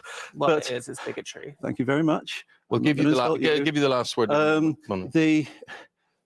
Sorry, I've lost the track. Is it science? I believe that science is I believe that when the science I studied at primary school on anatomy was very clear. The science I studied That was on a long genetics time was ago, very though, clear. wasn't it? Yes, but the anatomy hasn't changed and the genetics haven't changed. Society has. Okay. Ouch! Vaughn, has society changed, Vaughn? Society has changed. Well, without a doubt, come on, society has definitely changed. But what it sounds like he's saying to me is that he is putting his religion, in front of his duty as a doctor. And like I said prior, I think that you shouldn't be in that field if you're going to do that because, like I said, the bank robber could come through the emergency room. Mm-hmm. See? And because, your faith says thou shalt not steal, what are you not going to remove the bullet from his chest? Mm-hmm. So, I mean, we're all entitled to our own faith and our beliefs, but then there's some natural aspects that we need to look at as well. Mm-hmm. You see what I'm saying? And so I'm kind of trying to figure out, where the good doctor's coming from. I know that he speaks a lot about Christianity and blah, blah, blah, this and that. I get that aspect of it. But what does Christianity have to do with your job as a surgeon, as a doctor? I think I don't think he's Do saying that. you see what I'm saying, though? Yeah, Brother I Clarence? don't think he's saying that he's not going to operate on anybody. I think he's just saying he's not going to acknowledge that. He's not acknowledging them being a female. I think that was his issue. Okay, I don't acknowledge them as females because they're not. Right. They're transgender. So that's exactly how I see it. Yeah. Now, is that wrong for doing it? Is that wrong for saying that? According to is that a some of the secret that transgenders. individuals want to keep at times? I'm just saying. Well, according to some transgenders, Vaughn, that's what do you call it? Bigoted. That's bigoted, right? I don't know, man. I mean, listen, how can two people walk together except they be in agreement? And see, this is why I don't hang out with certain individuals because I'm not in agreement with them. So why do I need to travel down a road with you knowing that we're at odds with each other? Well, see, here's the problem though. This is America, and there's some people you're gonna have to walk with anyway, whether you're in agreement with them or not.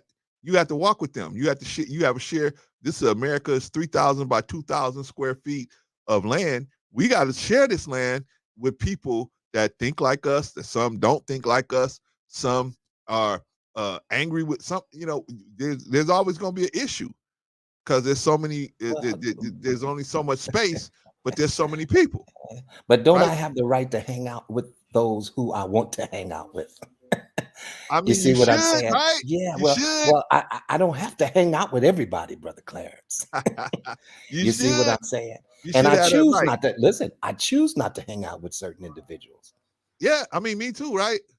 But see, they move on. They're gonna say you are transphobic, Vaughn. Why you ain't hanging out with the transformers? Why you ain't hanging out with the transformers, right? Or the transgenders? How come you ain't hanging out with transgenders? See, you transphobic. But my thing is always, it's not that I'm transphobic. I'm just not interested in anything that pertains to that lifestyle, right? Do you know, Vaughn, they have a channel where they teach you how to cook pies. Did you know that? You can learn how to cook. I would never watch the pie channel. It's called the cooking channel, right? I would never. Well, I would watch the cooking channel, but the pie channel, I would never watch the pie channel because I don't eat pie. Well, Clarence, you pie phobic. I'm not pie phobic. I'm just uninterested in that, right? I'm just uninterested in the pie channel, right? But that don't make me pie phobic. I'm uninterested in the transgender lifestyle. Yeah. Well, people are going to I'm call not you whatever they choose to transphobic. call you. Listen, you can call me phobic, robic, whatever you want to call it. That's fine. But I don't answer to what you call me. I answer to how God calls me. You Well, see what I'm saying? You can call me anything all day long. That don't mean I'm going to answer to that. I agree, but my thing is, if you say something, then I'm gonna make you try. I'm gonna make you do your best to make it mathematically sound, right? If you say something about me, I'm gonna say, okay, bring your evidence to show, because I might be transphobic and I didn't know it, right? So come on and break it down to me. Maybe I am. I don't think so, but maybe I am. You break it down to me. Am I transphobic just because I disagree with you?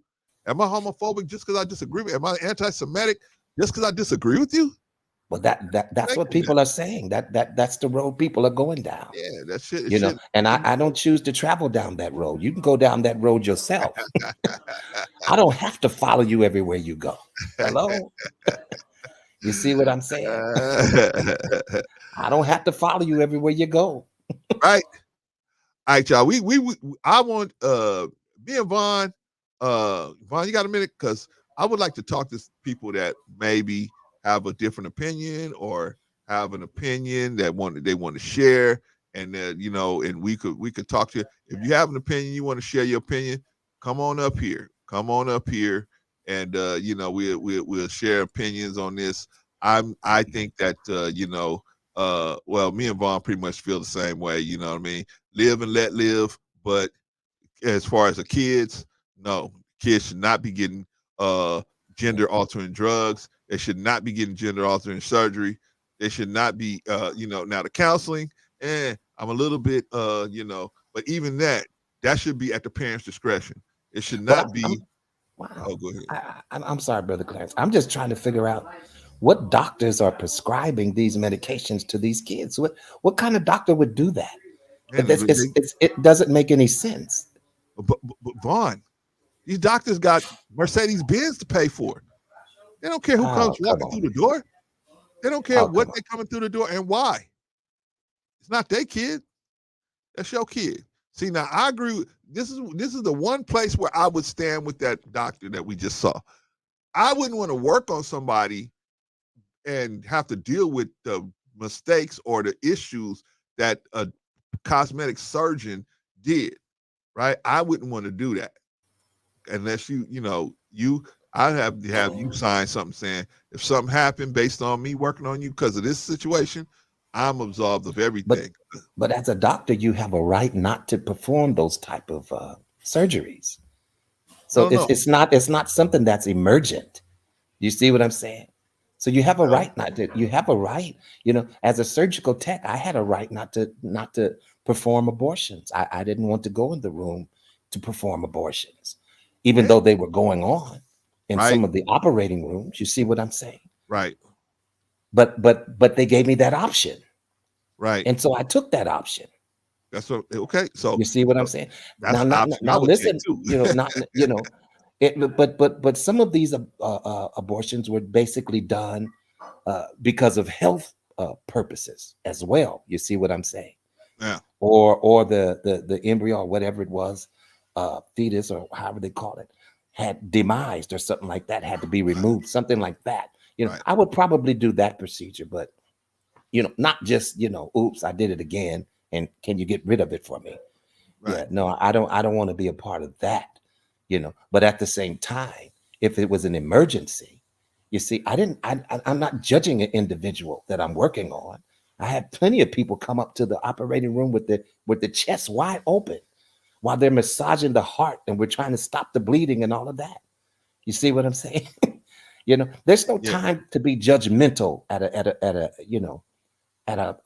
a moment like that. So I'm Nah, just nah. saying, if you're in the healthcare profession, you see what I'm saying? Don't be that judgmental where you're not, willing to help any individual that comes in there for medical help and service. Yeah, man. It's terrible. It's terrible.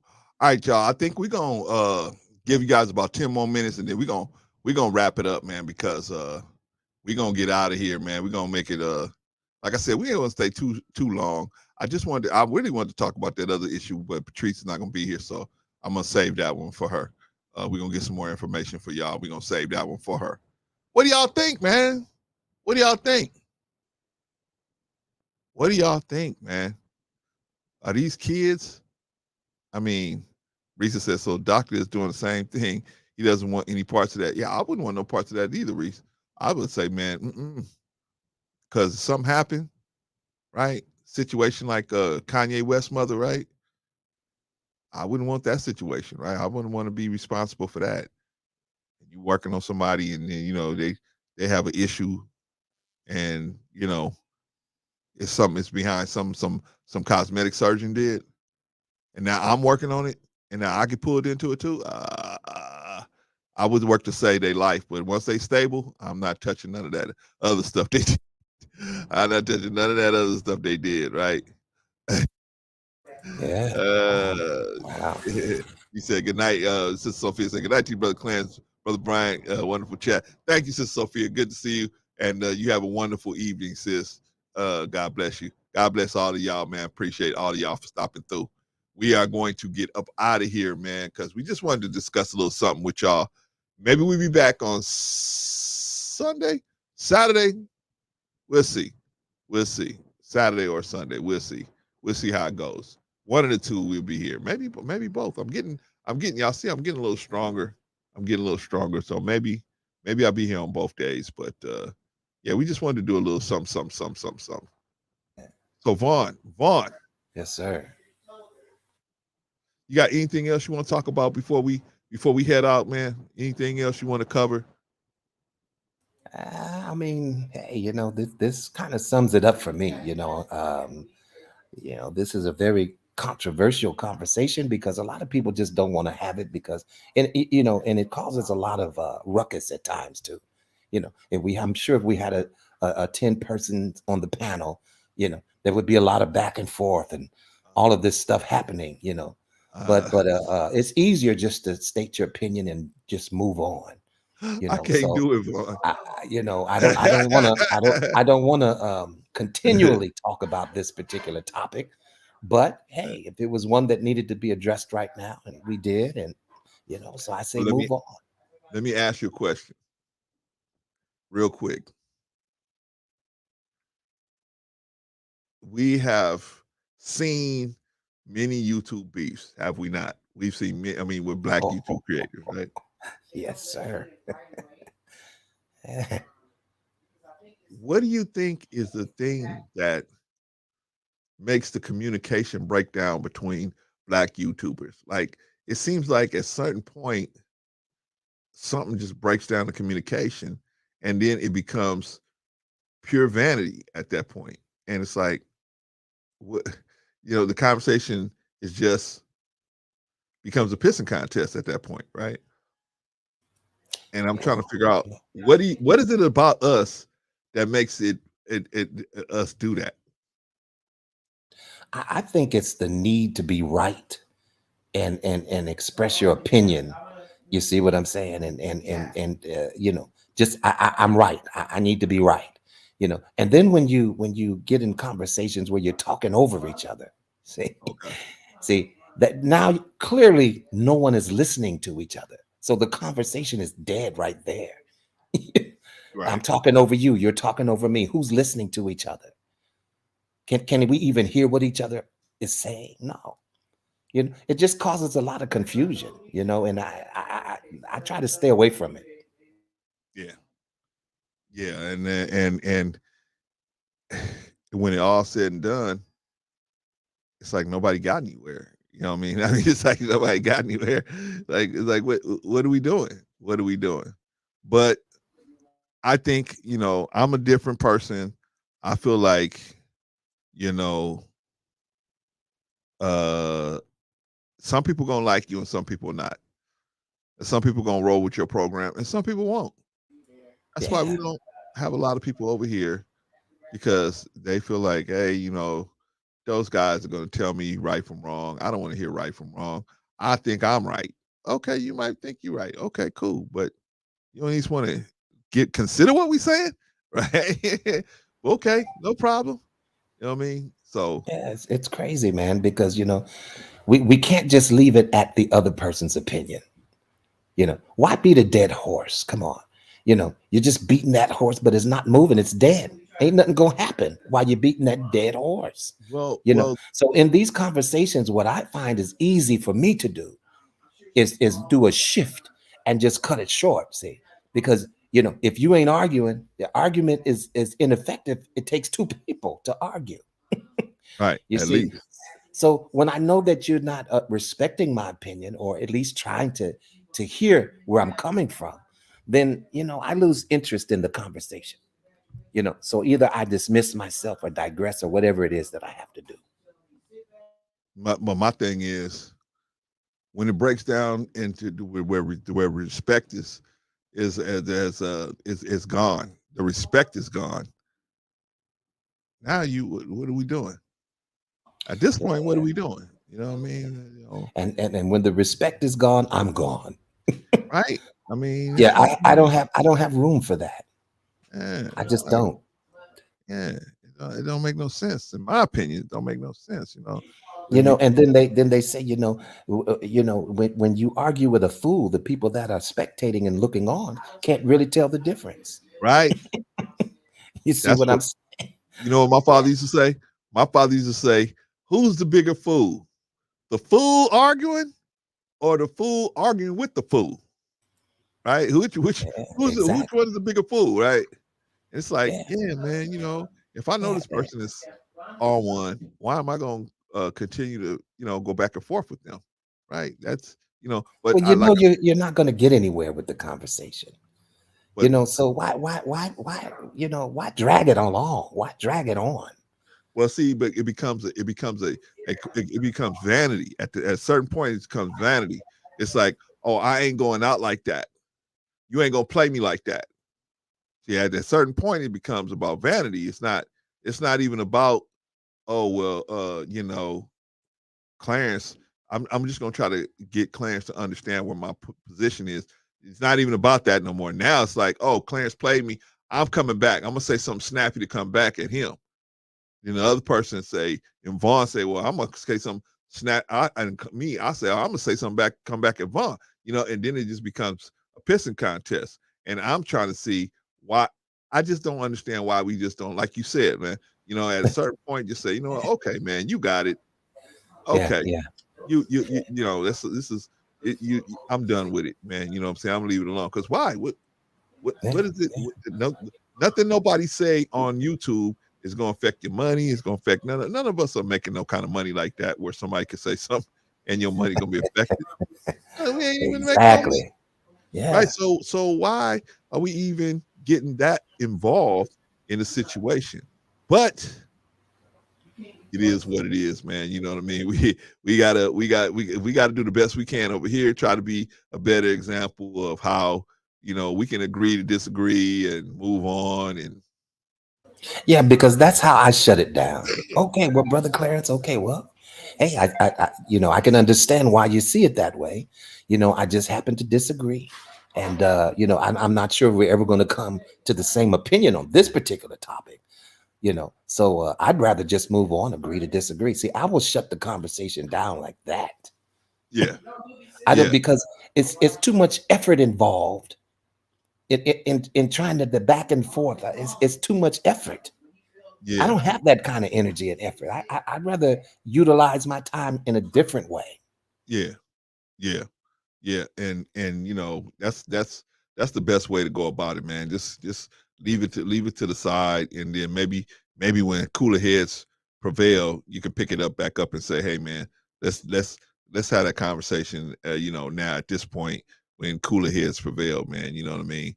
because don't arguing on YouTube, man. To me, it just don't make no sense. But anyway, Vaughn, let's wrap this thing up, man. Let's get on out of here, man, because uh, we talked about what did we talk about today? Oh, we talked about transgender kids and giving should kids that feel like they're in the wrong body, should they be given prepubescent kids? Should they be given puberty blockers and hormones and or surgery?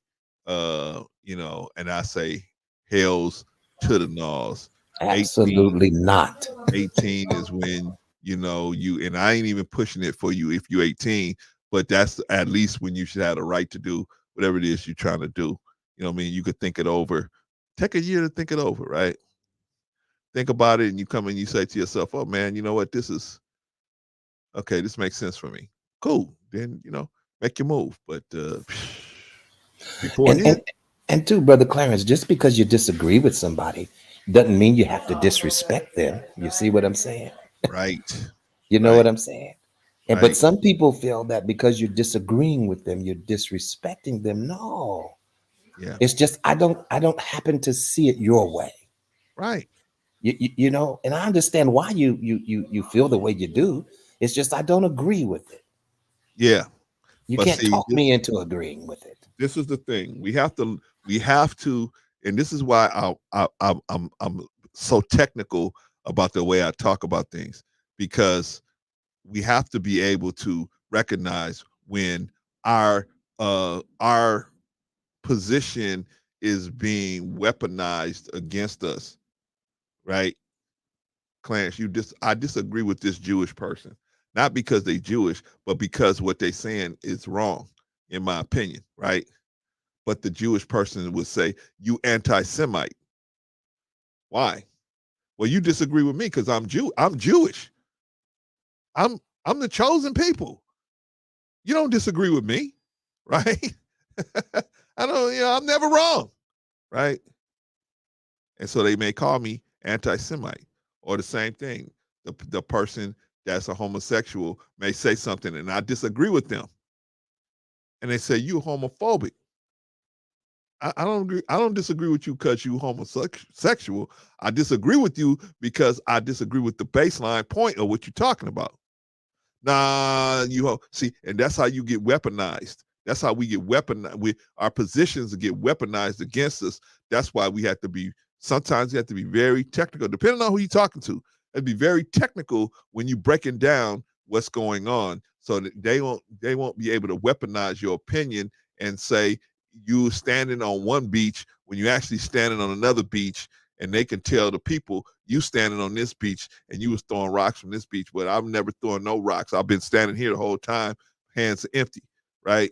But that's the Yeah, position. yeah. That's how they paint the picture for other people to see it, by using these bully bats and saying, "Oh, you anti-Semite, you're homophobic, transphobic, all of these different things."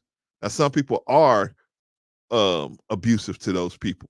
I'm not saying that doesn't exist. But what I'm saying is, got to be able to quickly set up restate your position and separate it from what they saying if it's not true. All right. All Yeah, right, I Vaughn. agree. Last words, man. Any last words, man? Congratulations on your son. Congratulations, man. Yeah. Go ahead and knock it out. Have a good time tomorrow, man. Any Yes, last sir. words before we get up out of here? No, man, it's just like, hey, to each his own. And, we don't always agree with each other, but that doesn't mean that we have to disrespect each other, or disregard each other as human beings. You see what I'm saying? I may not agree with your lifestyle, based upon what I believe, is inappropriate, Right, but that's just me talking, right, and you don't have to live with that, and I try to stay out of your way, actually. right, You see what I'm saying? But if I happen to come in contact with you, I know how to treat you respectfully, right, speak to you respectfully. You right, know what I'm saying? right, right. All right, man. Hey, man. That's some good advice, good information, good advice. We're gonna leave it right there. All right, Yes, brother sir. Vaughn. I will check you later, brother. Always a pleasure, as always. Yes, sir. Right. All right, Brother Clarence. You up here? Peace and Okay. blessings, sir. Peace and blessings to you. Congratulations on your son, man. Have a good time tomorrow, brother. Appreciate you, man. All right, peace. Peace. All right, y'all. That was Brother Von Bryant, man. Always a valuable helper in this cause, man, to try to make get our people on the right track, man. Okay, what y'all think? What y'all think? Should we be giving prepubescent kids gender gender gender blocking drugs? You know what I'm saying? Should we give them drugs to puberty blockers and hormones? And these kids don't know what they want. Don't let your kids decide nothing for themselves. The only thing you can let your kids decide for themselves is what kind of ice cream they want. Other than that, these kids don't know what they want. Some of them don't even know what they want after the age of 18. Some of them, I got a son, 27 years old. My oldest boy, 27 years old, be 28 on his next birthday. Yeah, he can't even, he barely can make a decision, right? He barely can make a decision, right? He can decide on things, play things, but serious things, he does avoidance coping. Some of y'all know what that is, right? You just avoid you just act like it ain't there, right? You the ostrich with your head in the sand, right? And you pull your head up, you hope everything worked out, right? You just pull your head up, I hope everything worked out. You know what I mean? That's how these kids are sometimes, man. Can't get no kid a serious choice like what gender you want to be. That's very serious. Has a lot of implications, man. You can't. That's not a decision that you want to give to a prepubescent child. They may have the feelings like they want to do something like that. I'm not saying they might not have those feelings, but they definitely don't know what they're doing mentally, man. They have no clue the implications of what they're doing and the implications that's going to be later on for them, right? Come on, y'all. We got to get it together. We got to pull it together, man. We got to, and it's really on us as men. We got to get back into black man. You got to get back into your children's lives. You got to get back into your children's lives. Children out here, man, and they running around the street, breaking into cars, breaking into houses, breaking into stores. Can't blame nobody, man.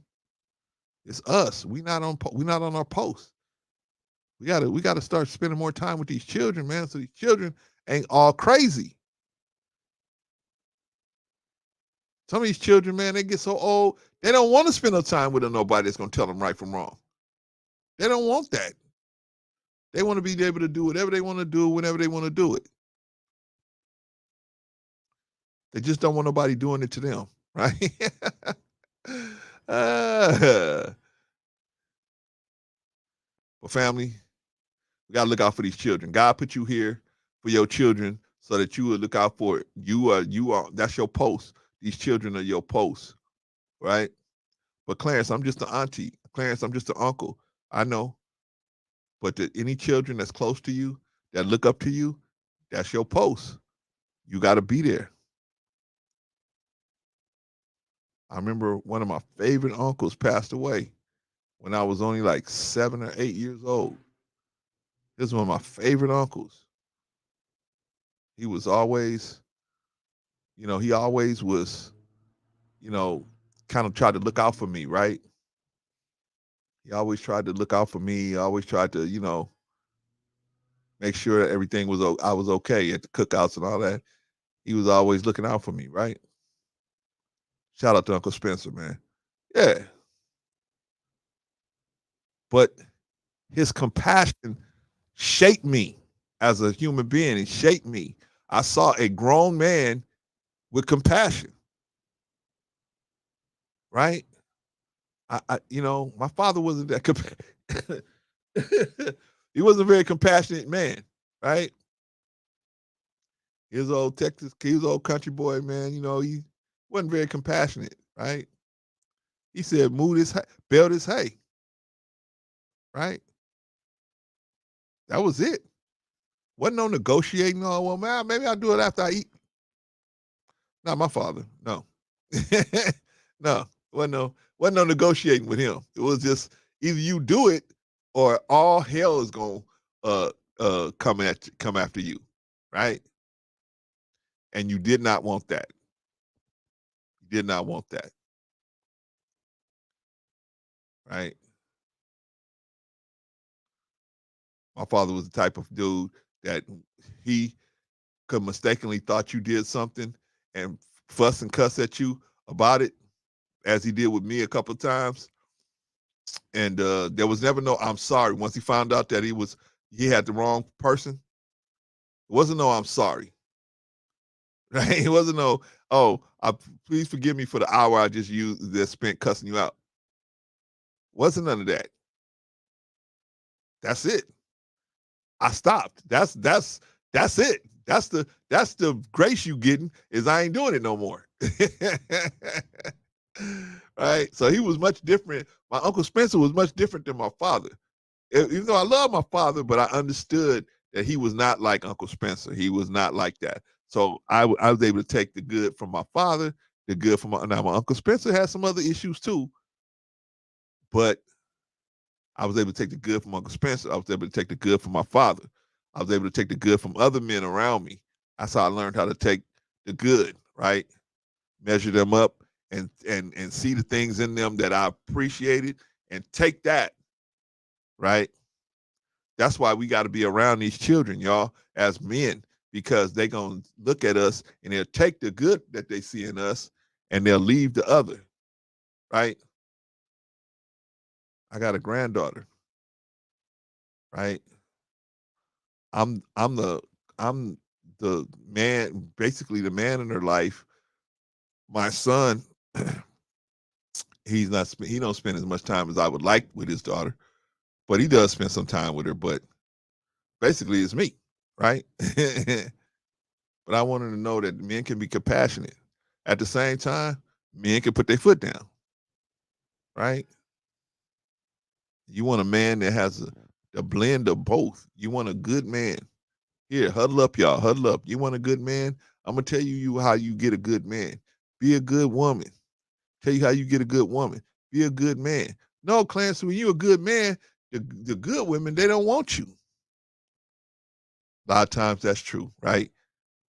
The bad women don't want you and the good women don't want you either, right? Because they looking for animals sometimes, right? Depends on where they at in their mentality at the time, right? Sometimes they looking at, sometimes some of these women are in a place, man, where they are tired of, they've been getting dogged out so much, they don't want a relationship. They just want some companionship. Little companionship, little casual sex, and that's it, right? And then when they get done with all that, they realize, man, there's more to life than that type of setup. There are men out here that can love you and be with you. They may not be the hottest. They may not have that Adonis body. They may not have, $1 million in the bank. But there's some men out here that their whole goal in life is to show somebody that they really care about that they love them. They want to love a woman and some children. That's their goal. That's their real goal in life. Only reason why they got the job they got is so that they could take care of a wife and kids. A good woman. A good woman. But you know what the problem is? Sometimes a lot of these women got to go through a lot to become that woman. They got to get a lot of scratches on them to become a good woman, to become that woman that can recognize a good man when they got a good man in front of them, right? Some of these women don't recognize when they got a good man. They got a good man, and they say there ain't no good men. No, there's good men out here all over the place. You're just not attracted to them. That's the reality. Well, Clarence, if I'm not attracted to him, then the question is moot. No, the question's not moot. It's just, hey, if you're not attracted to somebody, maybe you can be attracted to their virtues, and then maybe you can get them a haircut, get them some new clothes. Man, most men will listen to you. Or you just go buy them some new clothes and tell them, hey, wear these clothes, wear these shoes, give them a makeover. Most men, you can make them over. If you the right female, you can make a man over, man. Right? He'll put all that on just for you, cologne and all that, just for you. Right? But see, some of us, we don't want a good man. We want a good man, but we want a good man after we get done partying. At the end of the road where we fell out, we fell out. We can't party no more. We got the Prince Charming mentality, right? Prince Charming is gonna be waiting right there at the end of the party road, right? When the party van stops, opens up the back doors, and you fall out of the back of the party van, right? Prince Charming be sitting on the curb waiting. You fall right in his arms, right? I've been waiting to take you and put. I'm gonna walk you right over to the Maserati, right? But it don't happen that way. It doesn't happen that way. You got your looks right now for a reason. It's to leverage those looks into a relationship with somebody, and then as that person get to know you even more, as get to know your virtuosity even more, they fall in love with your virtuosity. That way, when your looks start fading, they still love you. They still see that little girl that they saw when they first met you. But if you leading with sex, well, Clarence, I gotta compete. I gotta compete with these young girls. These young girls, man, that's all they doing. They throwing it at them. I know. That's why men are like, they getting passports, they jumping on planes, they're doing whatever, right? See, before, man, in the 80s and in the 80s and the early 90s, you was pretty much stuck dating people in your local area, right? And the women had much more of an advantage in that dating process because they knew you couldn't go only so far away, and you had to date who was in the area, right? It's not like that now. People can date people outside the country, outside the state, outside of the county. You can date, excuse me, whoever. You can date whoever now. So now you're basically competing with the whole world as a woman. When you were just competing with the people, the girls in your neighborhood, now you're competing with the whole world. Because anybody can get on any one of these Bumble or Rumble, whatever, one of these little dating sites and get on there, and they got access to thousands of women, thousands. Men, y'all got to understand, this is an unprecedented time for men. Men never had this much access to this many women. This many men had this much access to this many women at one time. Never had it, right? Usually it's women had the monopoly on everything. Now men got men can shop anywhere they want to.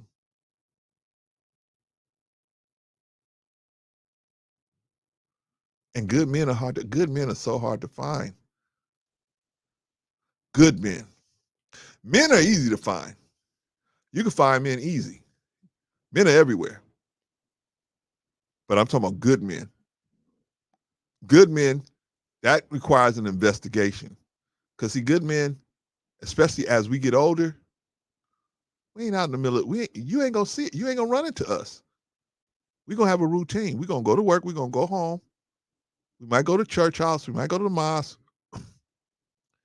We might go to the store here and there. But we're gonna have a little routine, man. We're gonna probably pretty much keep on that routine. And we probably not gonna run into a whole lot of women. So how can you crack us? How can you crack us?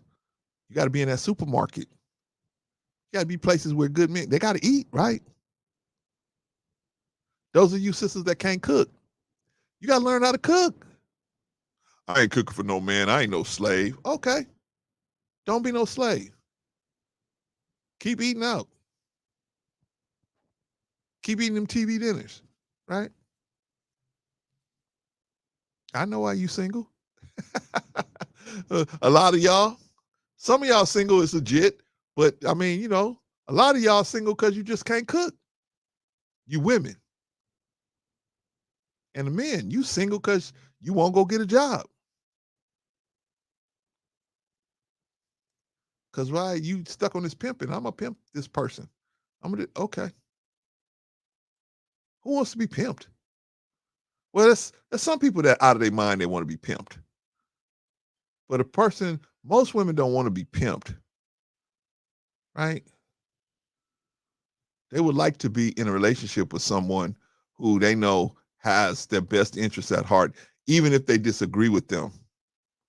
This person has their best interest in heart, and they can trust their judgment. If they say, okay, well, you make the decision, they can trust their judgment, right? You got to be that dude, man. You got to be that dude. If you're not that dude, shit. Why would you want a woman to? I don't want my granddaughter to be with no dude, man. Risa said, I'll pimp slap you. Oh, man, Risa, man. Yeah, no, Risa, don't pimp slap the dude. Just tell him, hey, man, it ain't going down like that. But I know, Risa, man. Y'all been. That is one sister you better not mess with. That sister, man, you better not mess with. I think Patrice and Cynthia, I think those kind of sisters, man, you better not mess with because they're gonna have a surprise for you. And I don't mean a good surprise, right? I mean a very bad surprise for you, man. If you start trying to do something crazy, they have a very bad surprise for you. Excuse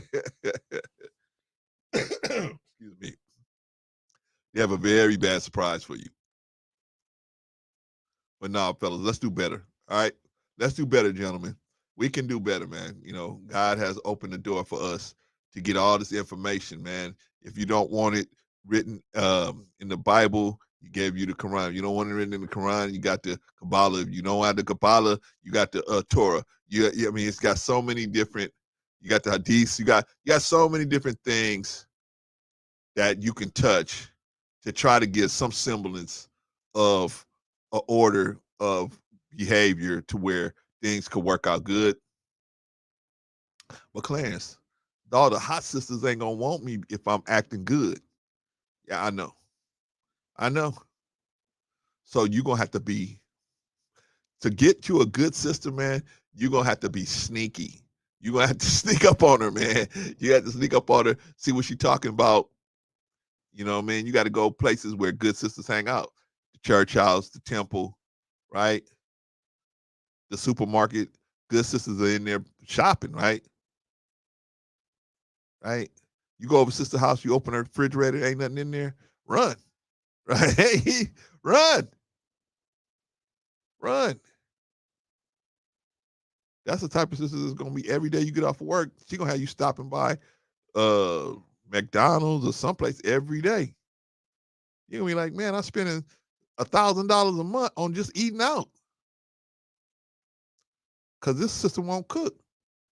I gotta buy food every day. That's gonna get real. That's gonna get real played out after a while. That's a lot. That some of these sisters don't realize that. That gets played out after a while, man. Nobody wants to buy food every day. You want some home cooked meal. My wife made me some jambalaya yesterday, just for me. Made me some jambalaya yesterday. Wasn't gonna let my son eat. I had to tell her, no, let my son. My son could get some. My son was like, can I have some? He made a big old pot of jambalaya because she know I like her jambalaya, right? I'm telling you, man. You know what's the quickest way to end the argument? I'm gonna tell y'all women the quickest way to end the argument. Say, okay, start frying some chicken. Start frying some chicken. That'll end the argument so fast. I don't care where a dude going. You start frying some chicken and start smelling good, he ain't going nowhere. Man ain't going nowhere. Where you gonna go? Who gonna be up cooking, frying them some chicken? Right? And if somebody else is gonna fry him some chicken, that's on you. That's on you. Right? I mean, if my wife got to go to somebody else and say, hey, I need gas in my car, that's on me, right? Certain things, we got to be there for each other. My wife said, hey, I need to talk. I'm like, damn, I was watching the game. But she want to talk, I got to talk. What do women do? Say, oh, well, go talk to your other friend. Go talk to one of your friends, one of your male friends. Right? I don't think I mean I think that you could have male friends. I do, but I think that there shouldn't be no attraction. If there's an attraction there, like a physical, a romantic attraction, that's going to be a problem later. It's going to develop into a problem later. That's going to be developed into a problem if they're attracted to each other. So I say, don't even start that. Be the one. Be that one. Be the one in a million. Right? Be the one. Be that one for your man. Be that one for your woman. And if they step outside after you have shown them everything, then let them go. They need to be out there. They need to be out there. They need to go out there and they can see, oh, okay, you go out there and you see somebody else gonna do you better than me. I laid my whole life on the line for you, and you gonna go be with somebody else. Oh, well, then you need to be with that person. You need to be with that person. I gave you all these years of my life, and you gonna go be with somebody else? Sometimes there's a breakdown in communication. That's why you gotta always check. You gotta always check. You in a long-term relationship with somebody, man, you gotta keep flipping them over and flipping them over and flipping them over and flipping them over and keep flipping their ass over. Hey, we still gonna get this minivan, we still gonna do this, we still gonna do this and do that. Yeah, I'm with that. Yeah. Are you still gonna do your part in that? Yeah, I'm still gonna do my part. What's up? What you don't want to hear, babe? We still gonna do that? What? We still gonna do that? Oh, well, I don't know. I don't know. I don't know. I'm really, my friend told me we shouldn't do this. They start waffling. Then you're like, wait a minute. They got to start saying what's going on, right? Sometimes communication break down just because you ain't there. Oh, I went over the time. I went over the time I was supposed to go. I was trying to be done at 7:30. Sometimes the communication broke down. That's why you got to check. You got to keep the communication open. You want the woman to be able to tell you what she think, right? I saw something today where a sister said, what if I told you that I want to get knocked down by 3 different dudes, right? Everybody's in an uproar. Oh, you tell me you want to get knocked down by 3 dudes, I'm going to say, go have at it. But take your suitcase with you. Take your suitcase with you. That's fine. I am not going to be living with somebody that's getting busted down by 3 dudes. I'm not. I'm not even going to live with somebody getting busted down by 1 dude. I found out you getting busted down by 1 dude. I'm not going to be, I'm going to go find the dude and we going to fight. No, man, he won. He won. My mind, you won. You ain't got to fight with me. I'm not fighting over nobody. I'm not trying to win nobody back. I'm not doing nothing. As good as I treat people, if you leave, that's on you. That's your loss, right? That's how we got to be, y'all. That's your loss. I'm not, no.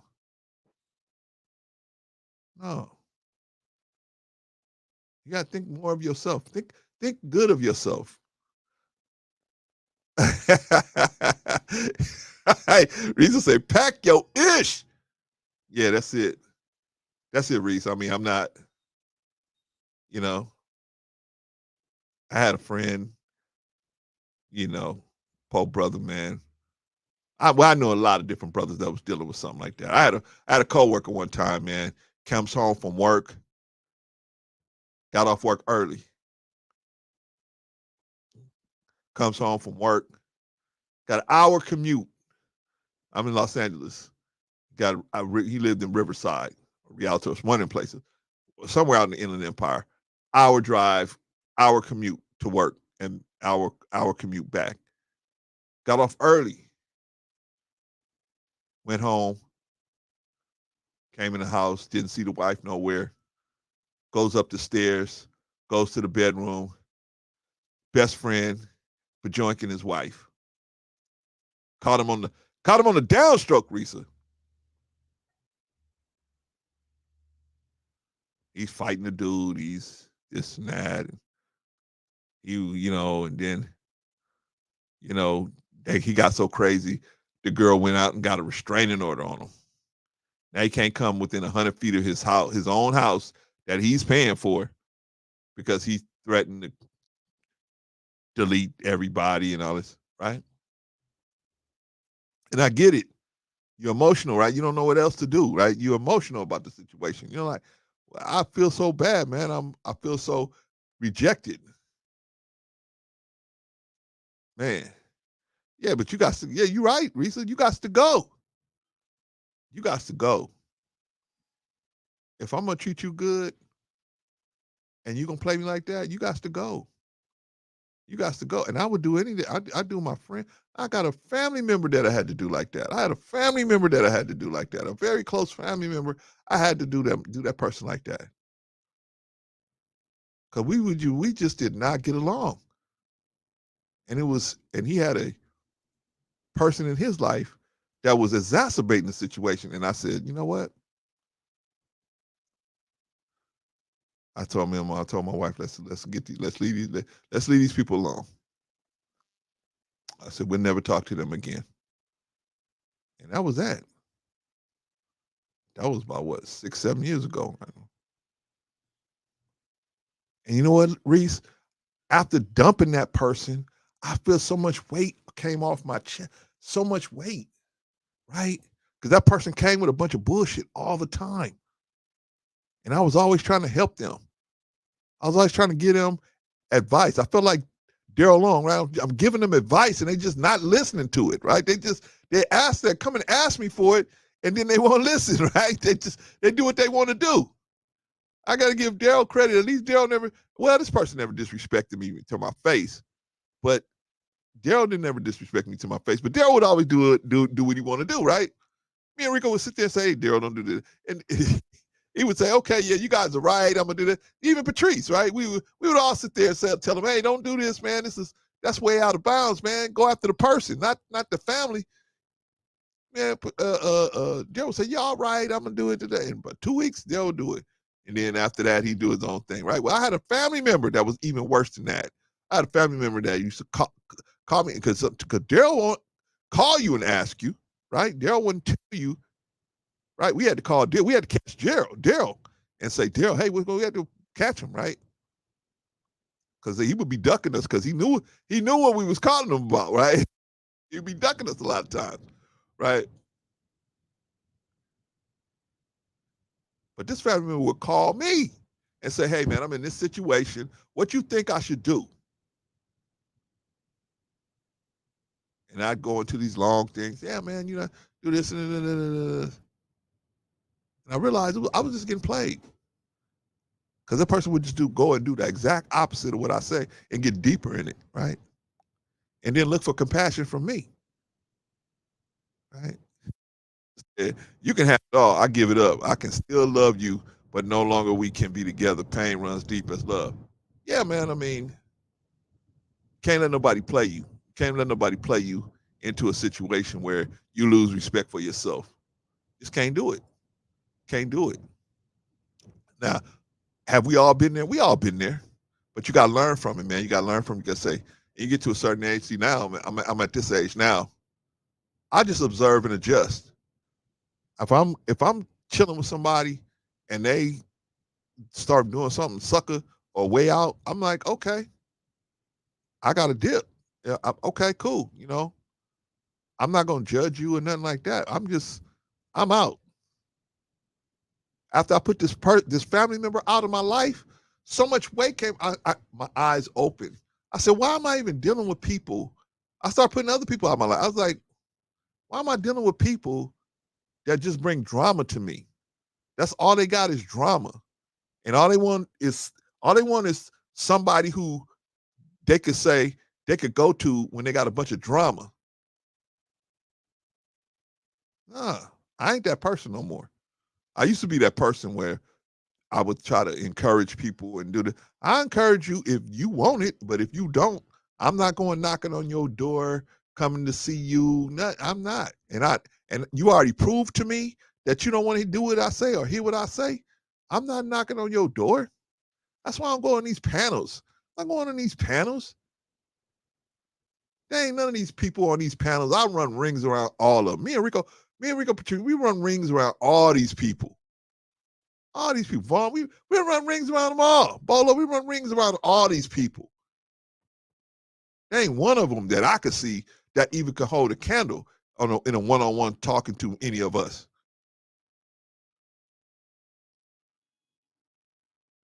But I stay here. I'm not going to go over there on their panels. Why? Because they put you in a situation where you can't establish your objective. You can't do nothing. I'm not going on a 10-man panel. What can you accomplish on a 10-man panel except people fussing at each other? Nah. But that's the point, Reese. I'm not putting myself in no situation where there's nothing but drama. You want to have a good conversation? You're going to have about 2 or 3 people on the panel? Cool. I'll be there. I'll go. I'm willing to do that. But 10-man panel talking about whatever? Nah. Reese said, yes, I cannot stroke your ego. I can give you pep talks, 10 toes down, get real.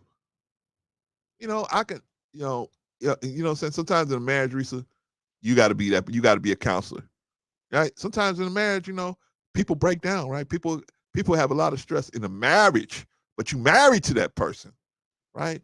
See, you got a different obligation there, right? You know what I'm saying? You because the way they go is the way the marriage gonna go, right? So you got an incentive to try to help them get back on the right track mentally, right? But this other person, man, that ain't even you ain't married to them, and they just bringing you drama. You got drama in your own house, right? If it ain't your kids, it's your dog, it's your wife, it's your husband, whatever, right? Everybody, you got your own drama, your job, whatever, right? I don't need nobody bringing no new drama. I don't need nobody bringing no new drama, right? All right, y'all. Let's get on. Let's get on out of here. All right, today while we had is Vaughn on the panel today. Thank you, Reese. Appreciate you. You know what I'm saying? We just trying to live better lives, y'all. And if y'all can give me some tips on how to live better, I don't know everything. I'm not saying I know everything, but I listen to some of these panels, man. I'll be like, I know why they. Now I know why they don't come over here. We'll blow them out the water. We'll blow them out the water. They don't stand a chance. Anyway, the chat, man. The chat, excellent job today. Thank you, Sister Reese. Appreciate it. As always, kept the chat nice and tidy. We didn't have no silliness in the chat. Appreciate you, sis. Chat, definitely strong performance from the chat. Strong performance, very solid performance from everybody in the chat. NA, Sister Sophia, all of you guys, man. Mr. Watkins, everybody, man. Anderson, everybody in the chat. Great job today. What about on the panel? We really all we had was Vaughn on the panel, right? How did Vaughn do today? Right? How did Vaughn do? I think Vaughn did good. Like always, right? Like always. I pretty much, as soon as Vaughn came up, man, I pretty much knew what Vaughn's position was, right? I pretty much knew it, but I like to ask because sometimes things change, right? Sometimes things change, right? Sometimes people find out they got a family member dealing with something and their position change, right? So you never know. I ask, hey, Vaughn, what do you think about this, right? But Vaughn hit out the park as usual, right? Very solid, very strong performance from Vaughn, as always. Very solid, very, very, very solid. And that's it. That's it. Okay, y'all. We're coming back on probably Saturday. I don't know if I'm gonna do the Bible reading. I might. I don't know. We might talk about something, man. We might. See, what I want to do is start engaging other people, because I know you guys kind of see where I'm coming from on a lot of different stuff. But I want to start trying to engage other people and trying to get their perspective and see if we can debate, but just the one person. I'm not gonna bring a whole crew of people over here. No, we do it one. We knock them down one at a time, right? You're gonna let security boss get away with it. You're gonna let the lead attorney get away with it. You let all these other people get away with it. No, then you're gonna let me get away with it. I'm gonna be able to bring one person at a time over here, and we'll be able to do our thing. All right, y'all. Great job, everybody. Good job. We'll see you guys on Saturday. Peace.